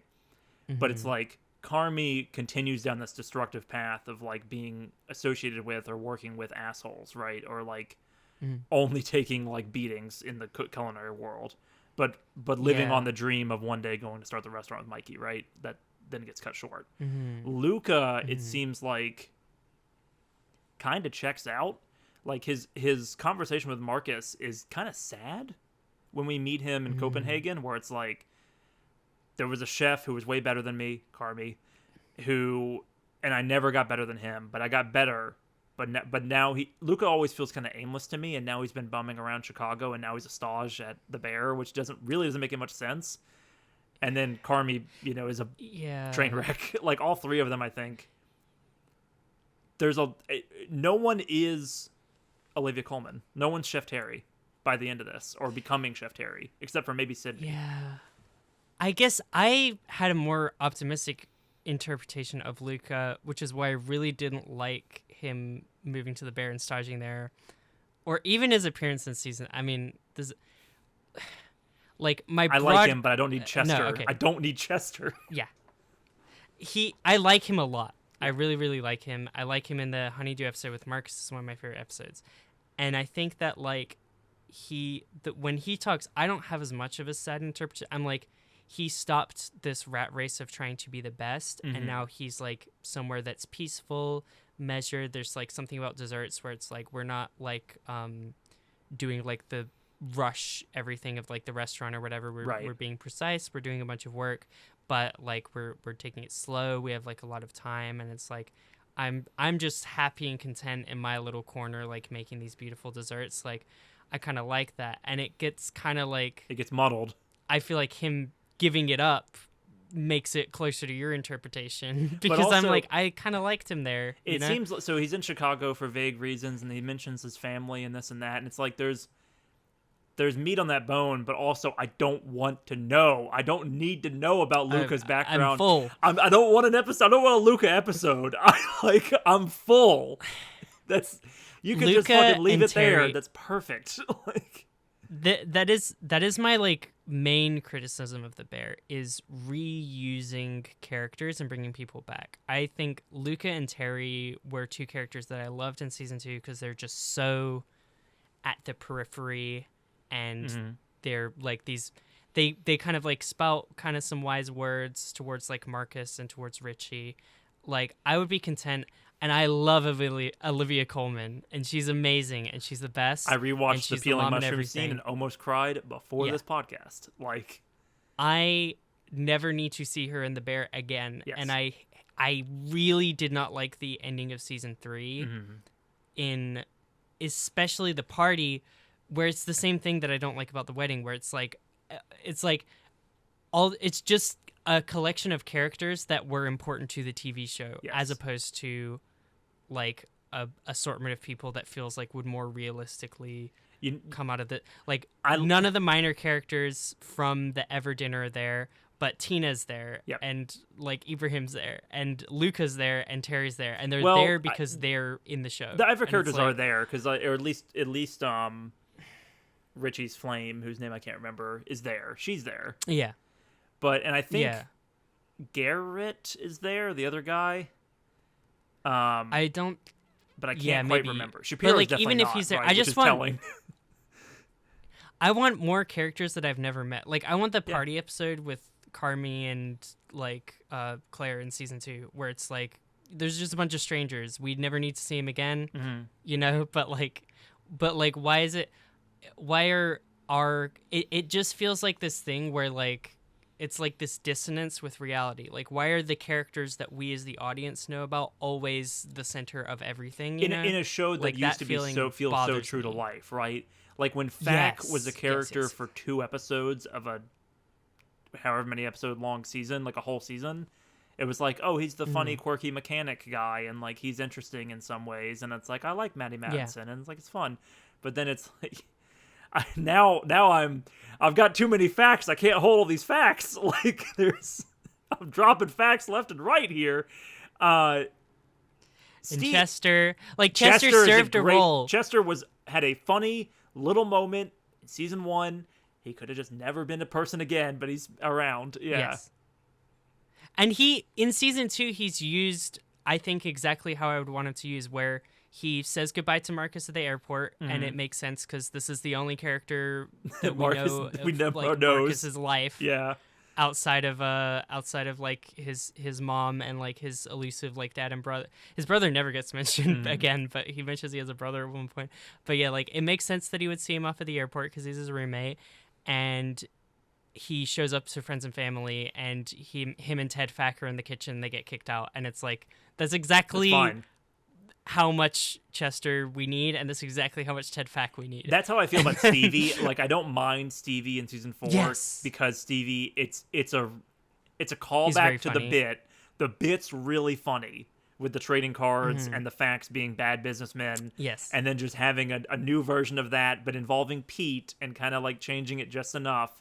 But then Stevie's not like involved, that he is under the table because there's so many people under the table, but otherwise I don't need him under gone. the table. I don't need him talking to Claire and like resolving her emotional arc. Like I want scene, isn't he? Like he was in it too much, and I love Stevie. He's one of my favorite. He's probably the most relatable, where I'm like the pan to him is maybe the funniest joke of the season, where it's just like which and now introducing John Mulaney. And I'm like, okay. Oh yeah, no, totally. And it's just like him being in one episode ever in season 2 where he just like and then like he's even like I like just like there's a montage of him throwing blankets on Carmi when he like just falls asleep on the couch. That's fine. 3. It's like that's the level I want these characters on. I just like less is more with like so many of these characters, and I just wish that there were more like one. Because then here's an example: the Carmi and Claire party. Yes. There's a weird guy who shows up, and he's like, "I love anarchy," and he gets Right. arrested by the cops at the end. I don't know if you remember this guy. I vaguely. Yeah, he's not that funny. Do I want to know He's about not that his memorable. like failed real estate business in season 6? No, I don't. Is that the point you're making? Yeah, it's like we don't want to know about his failed real estate. He also gets dropped because he's like, there's nothing there. like he's nothing there. Mm-hmm. I wish more good characters would get dropped because this is a show that has really good writers and really good acting and a really good like theme and everything. And like less is more with like just give us some like new people that are like, and then the problem now is I have the sense of dread where like you get the computer and you get this like business associate that Ibra has like Yes, his hired business mentor for no reason, and it's like I dread these characters now because I can feel them getting rolled into the family and staying. Yes, and they're going to be at the barbecue in season 5, and I don't need them there. Yes, Yeah. exactly. We're gonna have like a great big like outdoor. We're gonna have our final family dinner, and that's gonna be the end of season 5. And Ibra's business partner is gonna be there. This is a nothing character. It's like an that I MCU don't amount like. of people. Like it's so many people. It is. It's And the they're all MCU. famous it's actors, Like, oh, we have and to it's bring like- back. It's like we gotta. What does Hank Pym think about the Bears' chances of success? We gotta know. Like I don't give a shit. Like I don't need to know about Chester and his real estate business and the fact that he's selling Marcus's dead mother's home. I don't need to know that. Like, God, you know who's a character we've never seen again, and I'm fine with it. Is Tina's son. That's all we needed. Like. I don't need the arc great. of Tina's son going to the CIA and getting a chef's degree. Like, I don't need it. Yeah, no, he's gonna walk in the end of season 5 and be like the new Sydney, and Sydney's gonna look at him and be like, it's coming up. Oh, with me Tina's again. son. And then the laugh track plays. It's like, God, I don't. Now, listen. I'd say all this is very excessive and too much. Where the show is weirdly understated and has been for now 2 to 2.5 seasons is with Carmi, our main character, right? Season 3 Carmi is like a fucking annoyance to watch because he never says anything and he's just bottled up and annoying. And you get little glimpses of the human in there, but like there's nothing for him to do really, and he's just frustrating and annoying. I really like his arc in season 4. Might be my favorite part of the season. I like all the subtle moments of him not being the one to help Tina with the pasta prep. It's Sydney. I like him just telling Sydney, hey, the scallop dish is great with 2 components, and that's all you need. And it's like, good job, chef, and we move on. Everyone's reactions to him being like normal again, it's all we needed. And he finally gives Sydney the approval on like the dish, like you can chart the arc it's a that the huge season's going, or like you can chart the finale's reveals throughout the season in a very like well done way, right? You know the scene where he's like touring like an his own architecture tour in, I think it's like the Frank Lloyd Webber house in Chicago, I think. You know what's interesting about that? Like Sydney did that, right? And what it resulted in her trying to make like this pasta dish that ended up on their menu at the end of the season, which was originally going to be their set menu, but then didn't become the set menu because Carmi went crazy. He doesn't make food from that, right? Like he's not inspired in the same way. When he cooks for his mother, it doesn't have the warmth that Sydney making the omelet for Sugar does, or making the hamburger helper, right? Like there are little, really subtle, understated ways that we see him falling out of love with cooking, and it's well done. I like what do you think about Carmi in this season? Because I really do like it. Yeah, I like him a lot. We have to make a pact that we get back to Sydney because we got really distracted by how annoyed we are at the show, which is fair. Yes. And it's nothing obviously is above criticism, but yeah, Carmi. I do think that like his trajectory throughout is like really good. You see him finally doing the things that were like so irritating, and I think like it's not just that Carmi and Sydney are focal characters. It's like their relationship is a lot more like in focus in this season, which is really nice. Because it's like kind of understandably been a little bit of a wayside, but there's just this grinding thing of like no matter what she does, he'll just say like it's not ready, chef, and then just like not elaborate, you know? Right. And he has the condescending kind of thing in season 1 about like you're just too impatient, and like I think you could probably like think of a lot of reasons of why he is like hard on her in ways that he manages to be more inspiring to like Tina and Marcus, like that maybe he sees a little bit too much of himself in there. They're very like similar, like they're obviously like character foils in a way. In Carmi Defense Court, you could argue that he's pushing Sydney harder because he believes that Sydney can rise to greater heights, right? Like he's grooming her, and I use that word very intentionally because it is somewhat abusive. He's grooming her to be not just a great chef, but to be a better chef than him. And we see him make that. He verbalizes that in the final episode. I think that like what I kind of took from a lot of it was that he like sees he justifies it that way. Like he says it out loud. But then his season 3 actions would beg the differ. Yeah. He's like I'm hard on you because like I want you to be better. Like that's like what he says to himself. And I think he doesn't realize the like repeating past patterns abuse trauma response thing that's like coming from all the negativity of like how he's been treating, and he's like now taking it out kind of in a way, and it's maybe like clouding what might be some more actual objective judgment, because he just feels like there's an emotional feeling of like I need to like keep pushing you because I'm not like doing my job unless I keep pushing you, because if me pushing you isn't the right thing to do, then me being pushed was not the right thing that happened to me. Right. And he does mellow out pretty much immediately after season 3 finale, confronting Joel McHale, and then also having a much calmer conversation with Chef Terry, which I also rewatched in prep for this podcast and have some thoughts about. But like it's like he has sorry, go. from episode 1 of season 4, you can feel it's finally clicking. Like you can feel him starting to move in the direction, and everyone's distrustful of him at this point for really good reasons, but you can feel like okay, things are trending positively for the first time in a long time in the show. In the restaurant. And that's like kind of what I'm trying to say with him finally approving of the dish. It's like he was like trying to push her to like greater heights or whatever, but the fact that when he heals emotionally is when he finally approves of the dish kind of tells you something about maybe it wasn't really about the dish quality as much as maybe it like, wasn't, you know.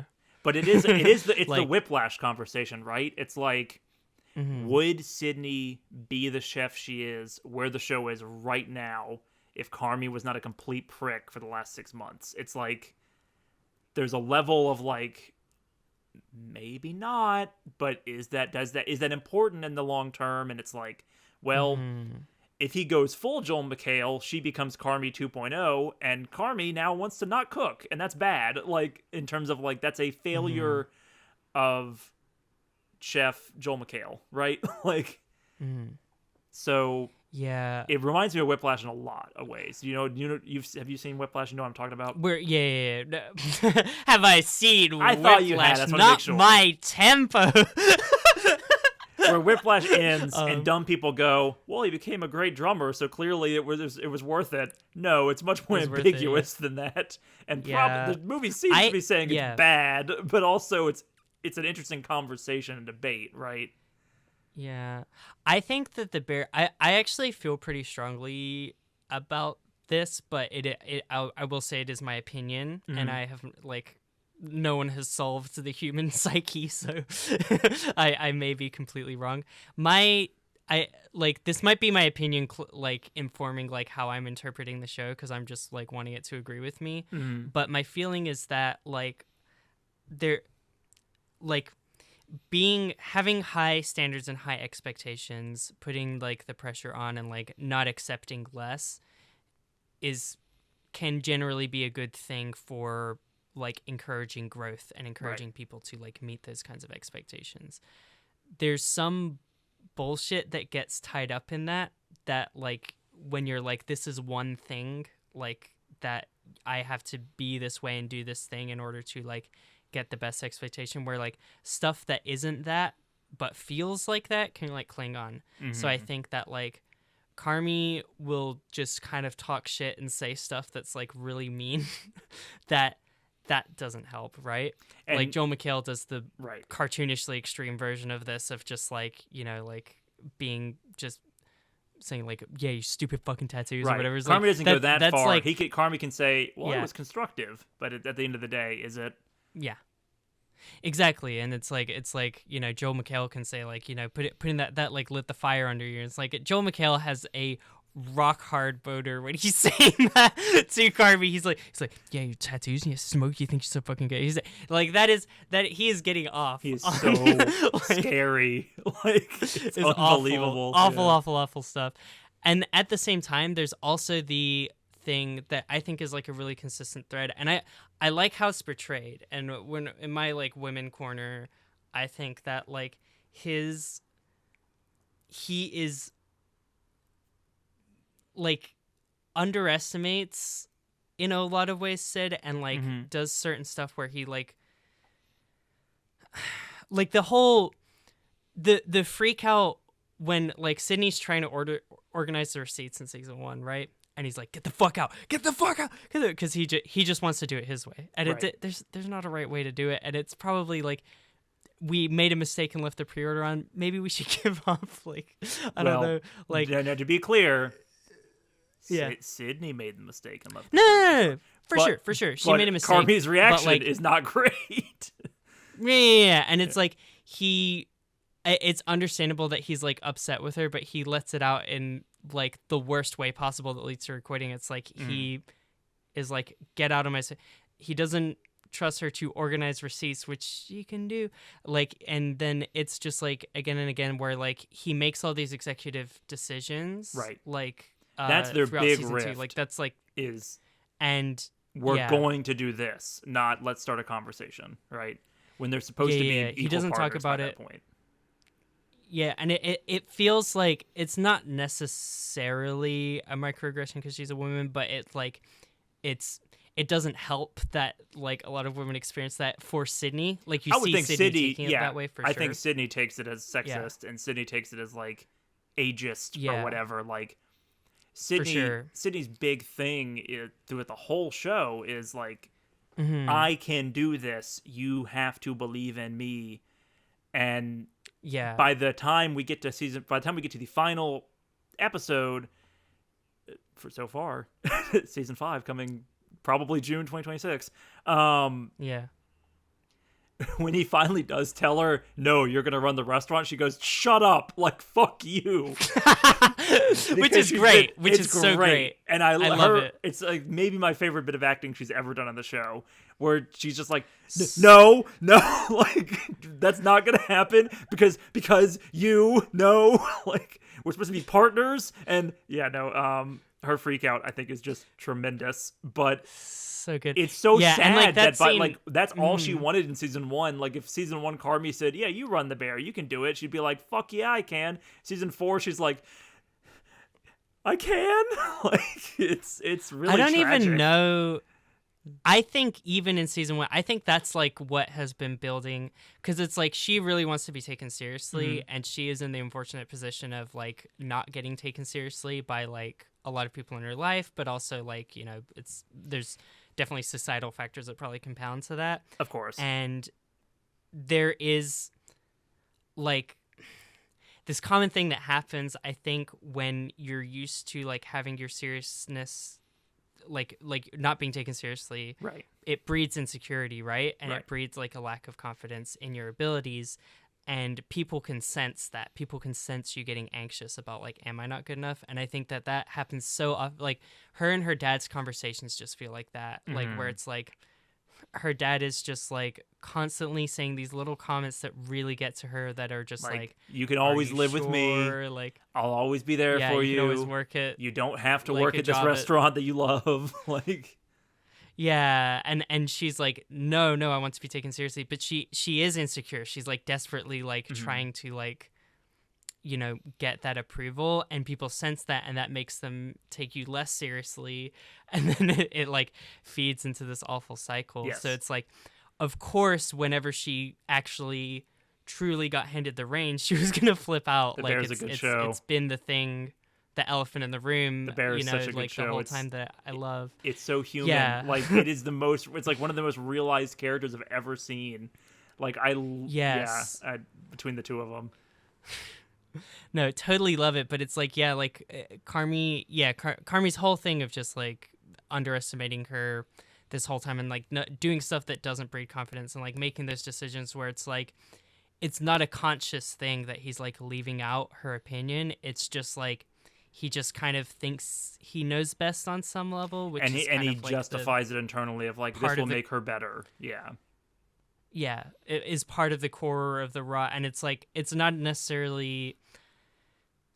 I feel like Donna probably was taught by someone like, this is the way you have to do things, so then she clings really desperately to that, so then she thinks she knows better than everyone else because she's doing things the way she was taught, and then she taught that to Carmi, and then that's what Carmi does, right? It's like, you're clinging to this thing because you were yelled at a bunch that like, no, this is the way that you have to do it, so whenever you imagine doing it a different way, you have a panic attack. Right. So then like, you're not evaluating those standards objectively. I guess I don't know if I'm making sense, but like that's like what I'm thinking about the whole time. Yeah. It's so her reaction. Yeah. I just can't get over it. Like him, because it starts with like one of the only lighthearted moments in the alleyway, right? Of where this is finale talk. We've got to get back to this alleyway. Yeah, we got it. Because honestly, it's the best. It's the Bear. It's best. But like, yeah, it starts with one of the only moments of lightheartedness where it's like, Shapiro, yeah, I am better than him, and so are you. And she goes, don't. Like, don't say that. Like, don't coddle me, or don't say something you don't mean. You change your mind every 10 seconds.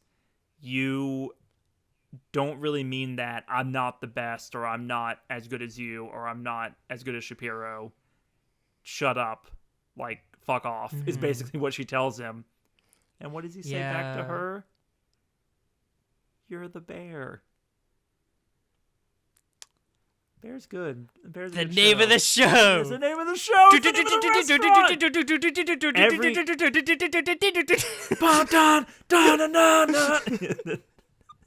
That came back, and it's like I got like jump scared by that, or audio scared by that song when it came back briefly in this season. New Noise, excellent. Been on my running playlist for 4 years now, thanks to the show. Love it. It's maybe the show should run for 8 seasons if it could keep giving me scenes like that. I like that's good, because that's like been building up this whole time of like, it feels like a thread that Sydney wants approval, Sydney wants trust, Sydney wants like respect. Sydney does not get that consistently from Carmi the whole time. Carmi like doesn't even really realize like that he's being disrespectful, because he's just like a little fish in a fishbowl bumping into the glass. Like, he's just cannot figure anything out. And you gotta assume, like, much like the fucked not fucked pie graph, like 85% of his pie graph is like, Claire, I fucked up with Claire. I really want to get back together with Claire. God damn it, I really want to get back together with Claire. Hey, hey, Fack, how is Claire doing? Yeah, did she ask about me? Like, it's anyway. Yeah, no, and then he finally is like, at that point, he's gone through his whole thing, and he's finally healed enough to give it to her. And of course, we have to go through now we have to actually contend with the insecurity. Yeah. It's like I'm not ready. Don't placate me. Like, I can't take this compliment seriously. And then like now I have to believe in myself and have all this confidence. And you've like spent like the past few seasons like doing this microaggression stuff that like has been chipping away. I'm saying microaggression. Aggression. But it's like. Aggression. Well, yeah, season 1 is aggression for sure. So the big thing that he does over and over again in seasons 3 and 4 is he makes decisions without her input. Right? He changes the menu without asking. Yeah. He goes to the chaos menu system without asking. Like it is a change that like it's like a flip. Like he comes out of that freezer as Joel McHale, basically. Yeah. No, absolutely. And it's and then yeah, she consistently has to be like, "Oh, yeah, but what you're saying like is a good idea or whatever," but it's like it's not about that. It's the principle of like including her, and it's like his like disgusting lack of people skills that he's not seeing the effect of that on Sydney every time. It's like, you know, we finally had the thing. It's like he's finally like Sydney gets upset and he's like, hey, what's wrong? Like we didn't talk all service. Like what's going on? Like he's paid attention to how she like her facial expressions. And there are a couple like there's a few moments earlier in the season where she's about to tell him about Shapiro and he's about to tell her about the DocuSign about leaving the restaurant, and they get pulled away by probably a fac or two. And it is that TV thing where it just feels like we're stretching this out a little bit and maybe this is getting a little thin.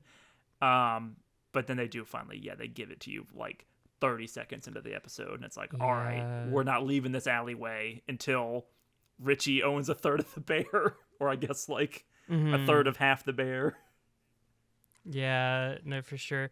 Alleyway episode is like great overall. I'm still like a little ambivalent on the ending because like season 5 and it's like, oh, everything worked out, like yay. Like we don't need a season 5. We need like 10 more minutes of the show and then it feels like the show's over. Like I don't know. That's why I feel ambivalent about the ending. Like I don't need more Ibrahim. I love Ibrahim, but I don't need like the Ibrahim computer guy from the Chamber of Commerce, like Chester season. I hated the scene where the computer met the business consultant. Yes, because these are like nothing characters that I don't care about and don't need to be in the show. Nightmare blunt rotation. Yeah, no, I agree.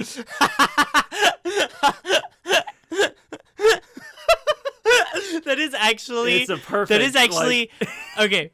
The actual worst people I could imagine in a blunt rotation. Someone who like the computer. Let's do it. No, it is the computer and the business guy. Francine Falk doesn't even qualify for this, like, because the computer is like the epitome of like this kind of like bro-y guy, finance bro guy. Yeah, gets off on like he's like, I'm so excited to tell you about how your dream doesn't matter, and like I kind of get this like hedonistic like thing or what is it sadistic, masochistic. It feels misanthropic, man. That's like that's the level that I'm on with the computer. And then you have like he's just this old white dude who's being like, oh wait, you're doing way better than like I possibly thought, and then he's just trying to like elbow his way in on like the business opportunity, and like old man business consultants, like, come on, bro. Like I don't know, that is I cannot think of it. Like if you can think of anyone I would least like to be in a room with, like I cannot imagine. I flipped back and forth with that character, right? Because I do like the scenes. I love whenever people who are not in the orbit of the restaurant have to like react to how actually crazy it is, like when a normal human enters the scene. And I feel like Pete serves that a lot of the time, him looking it over and being like, and they're all Brazanos, and who's like, that's kind of the feeling I get of like, and they call him cousin, but he feels like businessman Columbo, where he's like, they call him cousin, but he's actually his brother, but he's actually not related at all. Like, I feel like those are the conversations happening off screen, where every time he talks to Abraham, he's always slightly confused and impressed. It's just, But yeah, I don't need a season of him and Chester, the real estate agent, and Francine Falk, and Richie's 6-year-old daughter, who's very cute, but I don't, will she dance again? I don't really need to know. Okay, couple things. I gotta talk about Sid, and I gotta talk about gay people. Okay. Let's start with Sid. I think we're gonna end on gay people. I got a lot of like. What'd you say? We're gonna let's end on Sid. Let's talk about gay people first. You want me to get my gay people rant out the way? All right. It just feels like it's gonna be a weird note to end on. That's fair, but well, that's like the core theme of this podcast. It is in some ways, so it's like it makes sense for arc. No, okay, gay people in the bear. I think that by season 2, definitely by season 3, I'm kind of like, okay, there's like a weird lack, I guess, of like queer representation in terms of like my standards, my you're not Right. getting my Michelin stars Okay. for like the like there's no one get There's like Chester the real obviously I estate guess agent, and that's about it. you can make everyone buy until proven real otherwise. There's nothing gay about Chester the real estate agent until season 4. No, Like there's when a he's couple people introduced, speculating. they make him a little like he mentions being gay. I think like I knew that character was gay before season 4. No, he talks about colors and shades. He's talking about that's what it is. Him and like Marcus, that can be queer coded. It comes up. Does it not? Am I crazy? No, he's a I knew. roommate. No, like I wouldn't just say, "Oh, he likes colors. He's gay." Marcus mentions No, him I know, being gay. Am I but crazy? No.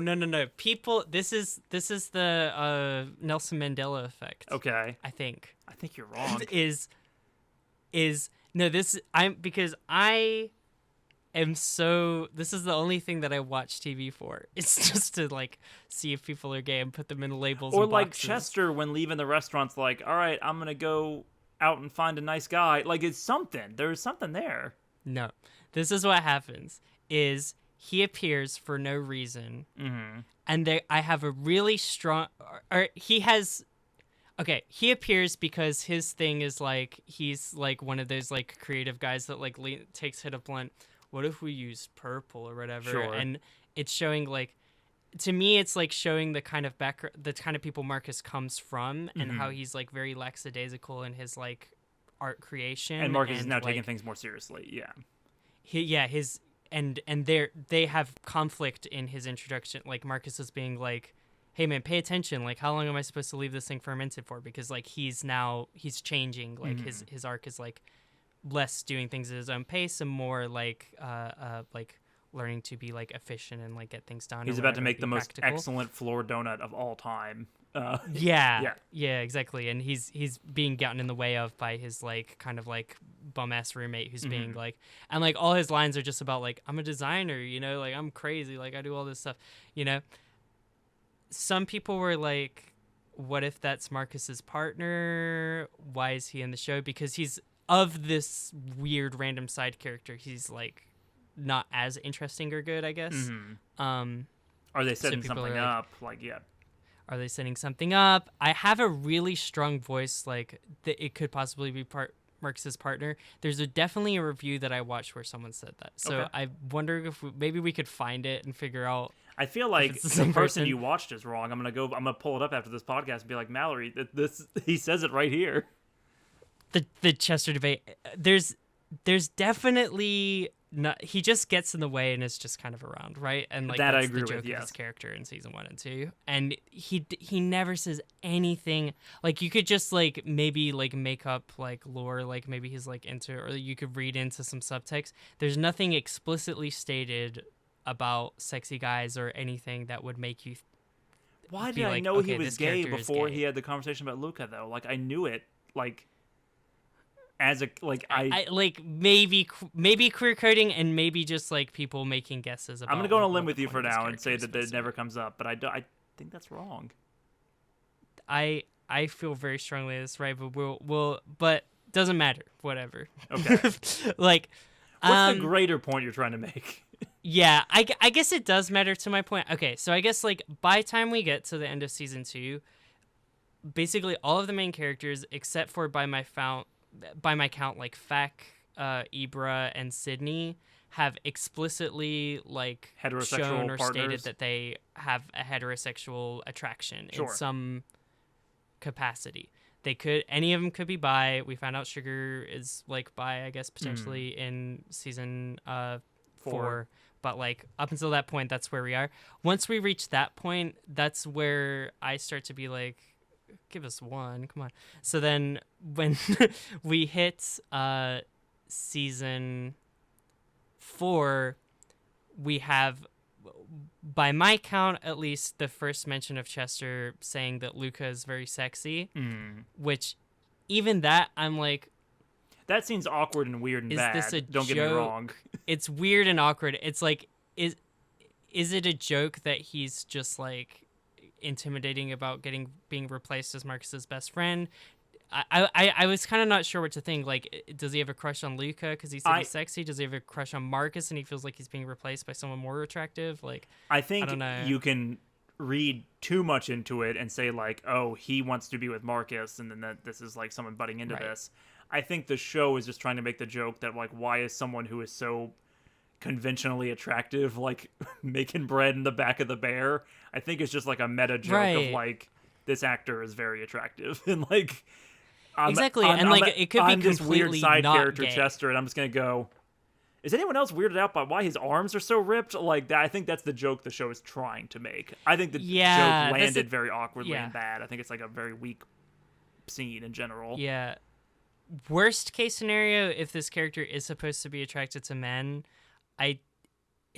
it's walking that line, man, of being like mean spirited, of like, oh, yeah, like a gay person when they see someone they're attracted to, they go, oh, they go hubba hubba. Yeah, no, sure. Unlike the normal straight people who can just kind of like buckle it down and like not, you know, it's that's the worst possible interpretation. But yeah, we don't even with that, we don't know like that he's like definitely being attracted to this guy. Like it could just be like him being like, why is this like actor like beautiful man why is like this working like in the back of the bear or whatever, foreign Adonis like hanging out with my best friend? Yeah.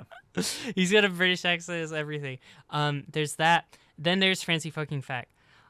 I like that it seems like this is just Sugar's ex, and that was like the reveal about like the and like maybe that's not a the best friend thing fallout. Like, it's an ex fallout. Like it's a girlfriend fallout. And maybe had the thing that like Francie. I need to rewatch the scene of them arguing. I guess the vibe that I got was Francie was the one that like took it as a fling and maybe didn't take it as a serious relationship, and maybe Sugar was more invested. It might have been the opposite. I'm not 100% sure, but like that's the. It's a good luck bag moment. It's like one of them seemed like the betrayal was like the other one like maybe not like being as invested in this like relationship is what it seems like. I took it not in that direction. I'm gonna be. I'm in. There's a podcast I've been listening to lately where they talk about the villain chair. I'm in the villain chair now. I'm in the heterosexual. Right. There's no gay people don't exist, and neither do trans people. This is not my real opinion, obviously. I'm not real. You're not real. I'm talking to an empty other trans Zoom people are window right now. Yeah, no. My interpretation was that it was just like they are very close friends, and I know that even that statement sounds ridiculous, but like and that they're roommates. That they were roommates. No, but that they're the joke of. It's never said what their falling out is. I don't think you're meant to believe that they're them having a brief like we were drunk and we made out like and then that one of them taking it another direction is the fallout. I don't think that's supposed to be the case. Because there's also references to like and you left me in the back of the police car or something, and there's like and your phone was dead and I couldn't make the call. Like there's a bunch of random throwaway lines that it's just I think you're just meant to be like we're never gonna know why they had a falling out, but they clearly had wild times together. Did those wild times involve a little bit of making out? It seems so. A little bit of this, a little bit of that. A little bit of this, a little bit of that, you know? If that's the case, it is also the worst interpretation in terms of queer rep because it falls in the, like, because now we have specific things that, like, you know, like, oh, gay men, like, can't stop commenting on other men's bodies and being like, oh, wow, so sexy. Right. And then we have the women thing where it's like, it's not serious or real and it doesn't mean anything. And it's like, which is why. Or is like, that representation of the fluidity of sexuality? Like, it, you know, I think you could read it in a different way, but. If you don't, the worst interpretation, yeah, exactly. The worst interpretation is it's like, it's not serious. The best interpretation is that, like, because they're both women, like the relationship kind of had pressures or fell apart, and like they're holding on to the feelings of resentment, but they can't necessarily like say what it's about because like I do not read them as scorned lovers Italian personally, family. But the only thing I got was from like Pete has this conversation of being like, "Are you in love? Were you in love with her? Or are you in love with her?" or something like that, and like she's like, kind of like it's like coming down from that, and maybe her like finally having had, because the real thing that makes the Francie Fact bit funny in like season 2 and like 3 is that like she's so triggered, and like Right. Sugar is this character that Is always generally nice is to pretty Fact particularly, but is really Yeah. mean to Fact if his sister comes up. Yeah. Yeah, she's generally pretty like down to earth, and like unlike most of her family seems to have processed a lot of stuff, but Francie Fack is the thing that Yeah. gets her back to a 10. Like like that's why her acting is always really funny whenever it gets brought up. So I don't know. I want to be optimistic, but yeah, I'm a little on queer rep in the bear. I'm like, all right, but it's like it's like whoever heard of a gay chef? So that's Well, thank you for taking us on this that's my detour. feeling. I feel like I We had to say it. I feel like I railroaded you a bit, but I honestly, it came up so infrequently in the whole show, I didn't think much about it, and that's my failure as a critic. I mean, it's different things. Like we could talk about a billion different versions of representation, and that's just always my bugbear that I'm going on every single time. Because what am I good for? I don't think there's enough white dudes in the show. That's no. Me entering back in the Tucker Carlson mode. No. I'm conscious of the time. This is already our longest episode ever, and we have not resolved Sydney. Yes. I can be very brief about my opinions, and I want to hear your one. opinions. Yeah. I think the Sydney plot took way too long to resolve. I love where she's left at the end of the season. I still kind of wish the whole show ended there. But it feels like there's nowhere left for her and Carmi to go. I do have to say, at one point, I thought Sydney Carmi was endgame. I absolutely do not believe that anymore. At all. I think that, like, they have that moment where they're fixing the table together in season 2, and I'm like, okay, he's going to break up with Claire, and he's eventually going to end up with Sydney. I no longer think that at all.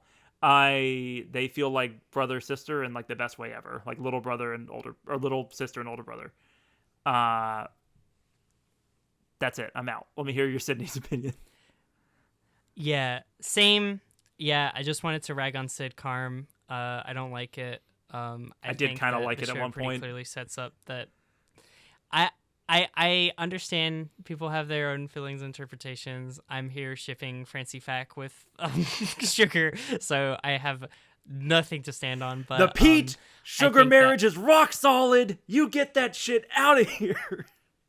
No, I'm just kidding. I do think Sugar and Pete is good. I love them as exes, I guess. That's like my best interpretation. I understand. But yeah, I think that like it's, to me, like the point of Claire is that like there's nothing wrong with her and Carmi fucks it up, right? So it's like I've seen a lot of stuff that is like people they're making points and then misogyny. It is like I feel like people were very mean to Claire during her absence in season 3, and it's like, like she's bad for this, that reason or whatever. I'm like, she's not. Like she's just like trying and normal, and like I think that I like Sydney and Carm as like this mentor-student relationship. I think that it would mess a lot of stuff up if they were to be romantic. I also think that like the bear starts with like the reason why Carmi goes to the bear is because Mikey's gone, and the bear starts with Sydney entering. And I think that like the overall arc of the show is like Sydney is not Mikey, but Sydney is probably going to have to take up that role and like be what the restaurant is about. She's the heart of the restaurant. She is the bear. She's the bear now. Yeah. And like I think that I do think that there's like a little room to grow, maybe with like just her being I don't think that she's rock solid confident, and I think that like her rebuilding her confidence after it's been breaking down is like the most optimistic thing that we can hope for of season 5 of being something that's interesting. I don't need a season 5 of like, can Sid become a leader? She already is a leader. I don't. I like Carm even says it. Like she's like, because I love her and Tina's relationship, and I love how that's built throughout the show. Like Carmi feels way more like a mentor to Marcus, but Sydney is like it feels like Sydney brings Tina further, if that makes sense. I don't know how to, because so much of Marcus's journey is on his own shoulders, where Carmi just kind of pops in as the Yoda to his Luke, and then but with Tina and Sydney, it feels like Sydney is constantly there as like reassurance, and occasionally a bit of a bully, but they like get past that in season 3. Totally. Yeah, no, she's great. The hair episode, I like parts of it. I do agree that it's a little bit like I don't know, like it's anchored to a plot device that I was just so sick of by the time it happened, and then it's the entire episode is my problem. Yeah. There's some stuff that's like like the it being about the Shapiro thing kind of sucks, but it gave me something that I'd wanted for a while, which was like more Sydney family stuff outside of the bear. It's like, yes, she has like I think it's like making a point, the fact that she like only has a dad and is like a very small family and is like being like eaten up and consumed by this much bigger family or whatever. Like that's, I think, significant to the show. But like also like I just kind of had this feeling of like Sydney came from somewhere that wasn't here before she got here. Like she, just because she only had one like, immediate family member didn't mean she like didn't have a world, I guess. Right. And I think that like the things that I like about that episode was like building that like, like having this, I believe it's cousin, right? I got an impression it was just like a girlfriend, like aunt? friend character, because like she's going out, they make plans at the end of the episode that like the two of them and their third friend are going to go out when she has a free weekend 3 weekends later. Yeah, definitely. Well, but like I liked like building a little bit more, showing a little bit more like culture. Like it's juxtaposed well with the cultural appropriation thing that happens at the beginning of the episode with Shapiro. Like and like and the whole, and that's like the beginning of their strife of her having to justify why dealing with black hair is going to take the entire day, right? And him not understanding that. And Sid's hair is like a character trait she has of like it's like a sign of something other than food that she gives a lot of attention to and that she like values, right? And you and I are not equipped to have this conversation, but like right. Black culture and black representation and like black sisterhood being like front and center for an entire episode is something very special. That's not like, there are cultural reasons that's very cool that aren't necessarily made for you and I. And I believe that like Ayo Edebiri wrote for that episode, and I think also the actor who plays Marcus, her and Lionel Boyce as well for Marcus. Yeah. They both wrote it, which is, I think, significant. Awesome. Definitely. I agree, and it's great to see like the cast, and particularly those two cast members, like get to have more influence on this show, right? And it makes it feel more true to life and true to like a black experience, and all that is great.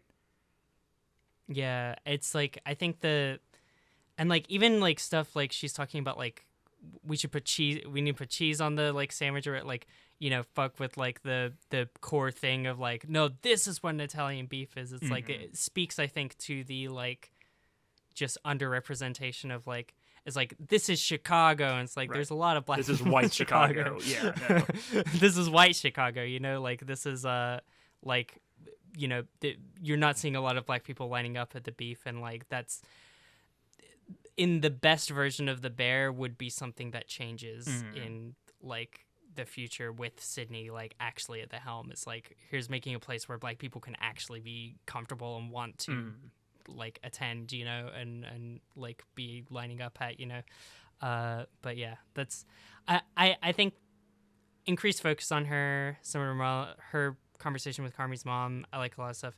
We're like so over time, and we didn't even talk about Carmi and his mom crying at each other, and I don't think we can. I mean, the Donna stuff's pretty self-explanatory. Right. Really well acted. Jamie Lee Curtis. Yeah. Did not know you had that in you when you showed up 2 seasons ago. I was coming off of my favorite episode of every season is because of her, like, easily. Really? Are you Fish is your favorite? Yeah. Fishes is my favorite. What's the one in season 3? I was just thinking about it. Oh, the pregnancy one. Yes, Ice Chips. I love her and Ice Chips. Yeah, and then I love her in this. I mean, I guess like the finale is probably competing because it's that classic like Carmi Sydney Richie thing. But like I think probably like Carmi in the tearful conversation with his mom, like, and finally he makes her food. I'm like, mwah, like He makes her chicken from the French Laundry, which is, or was it? Yeah, I think it's either that or Noma. But yeah, no, it's. It goes like there's a little bit of like, yeah, I'm really good at this shit kind of, and I do appreciate that because there's a lot of like, Carmi's whatever, I don't know, and then it's like, oh yeah, you did work. But that was her whole thing in Fishes was like she's doing everything and everyone's in her way and like don't mess with it, don't help me, and finally she can, and I make beautiful things for other people and no one makes beautiful things for me, but it's like the whole episode is her like anytime someone tries to do something, nope. Oh, she's so awful to finally Sugar particularly and Carmi. And like finally she can just sit and let someone be nice to her, and it's like, she's there, she landed the plane. Love it. But Sam, it's not about what I feel or think or have opinions on at all. It's got nothing to do with that because this is your episode to rate, and you are the one who's going to have to put the scales of justice. What does Sam think about the bear? Is he comfortable with characters healing and resolving their arcs, or does he want more yelling? To be clear, we're ranking season 4 of The Bear. Season 4 only. Season 4 only. We've talked a lot about the other seasons. I am once again denying you the Stop Making Sense tier, which is unfortunate because this is my favorite TV show that's came out in the last 10 years. It's like this and Succession, and Chernobyl, which one day I will pitch to you, and it will be a very special episode of the Nobody Leaves podcast. But not this week. I'm gonna put it in A tier because I think it is better than season 3. I think it is. We haven't really had that conversation, but we kind of have the whole podcast. Like, I think it is it feels less aimless. I do wish this show ended, even though I love it, and even though I'll probably cry watching season 5, and there'll probably be lines and scenes and moments and impressions that I get from that like stick with me for a long time. There are some in this season. There were some last season. There are endless in seasons 1 and 2. It's an A. Well, well, mark that down. Thanks for coming, lizards. But now, you fucking replicants. Now you little baby replicants. Can I check? Okay, this. Do you have a favorite line from this season before we like? No, I have favorite lines from season 3 that I was telling you, off stream last time. Season 3, Richie has some of the most underrated dialogue. Cousin uses big power words because he's a baby replicant who hasn't self-actualized. Sorry, Sid. It's just textbook sublimation. You see it once, you see it 1,000 times. Him being like dumb as a bag of rocks, but then also trying to use all this therapy speak, but then also being like a sci-fi Ridley Scott nerd is so it's Kino, it's just so good. What happened with Claire? Classic behavioral dysregulations. Shut up, Richie. I see the patterns. Oh my god. And of course my most favorite of all time, you're not fully integrated. Don't talk to me till you're integrated, Jagoff. I love that. I say that now to people. Don't talk to me until you're integrated. This person's not even integrated. Like, I don't know. Good guy. That's why I'm wearing Richie. Richie's my favorite character. Probably Richie, Donna, Sugar, love him. Okay, am I wrong, though, in thinking that 2 months is actually a pretty good parachute? Yeah, I agree. No, you're both right. Then what's the problem? Sam, what am I watching this week? I don't know. I didn't do my homework. I really don't. Like, I started panicking when it came time to rank. I was like, I didn't pick anything this week because we're recording early. Yeah. You didn't have enough time to think. I've dropped the ball completely. I mean, we got a little bit of a longer time before. I'm going to decide right here, but it's. I'm stressed out now because I've got a couple options. I've had some that have just been back burner ones forever, but I feel like we've got good momentum right now with what we're pitching, and I just am going to tank that. It's too early for Dawn to Dawn season 2. Let's hear it. That's only the first episode's out, by the way. I recommend watching it. It's good.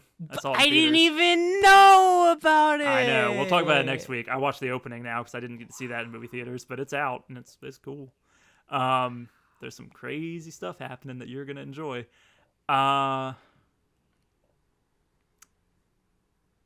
Mallory.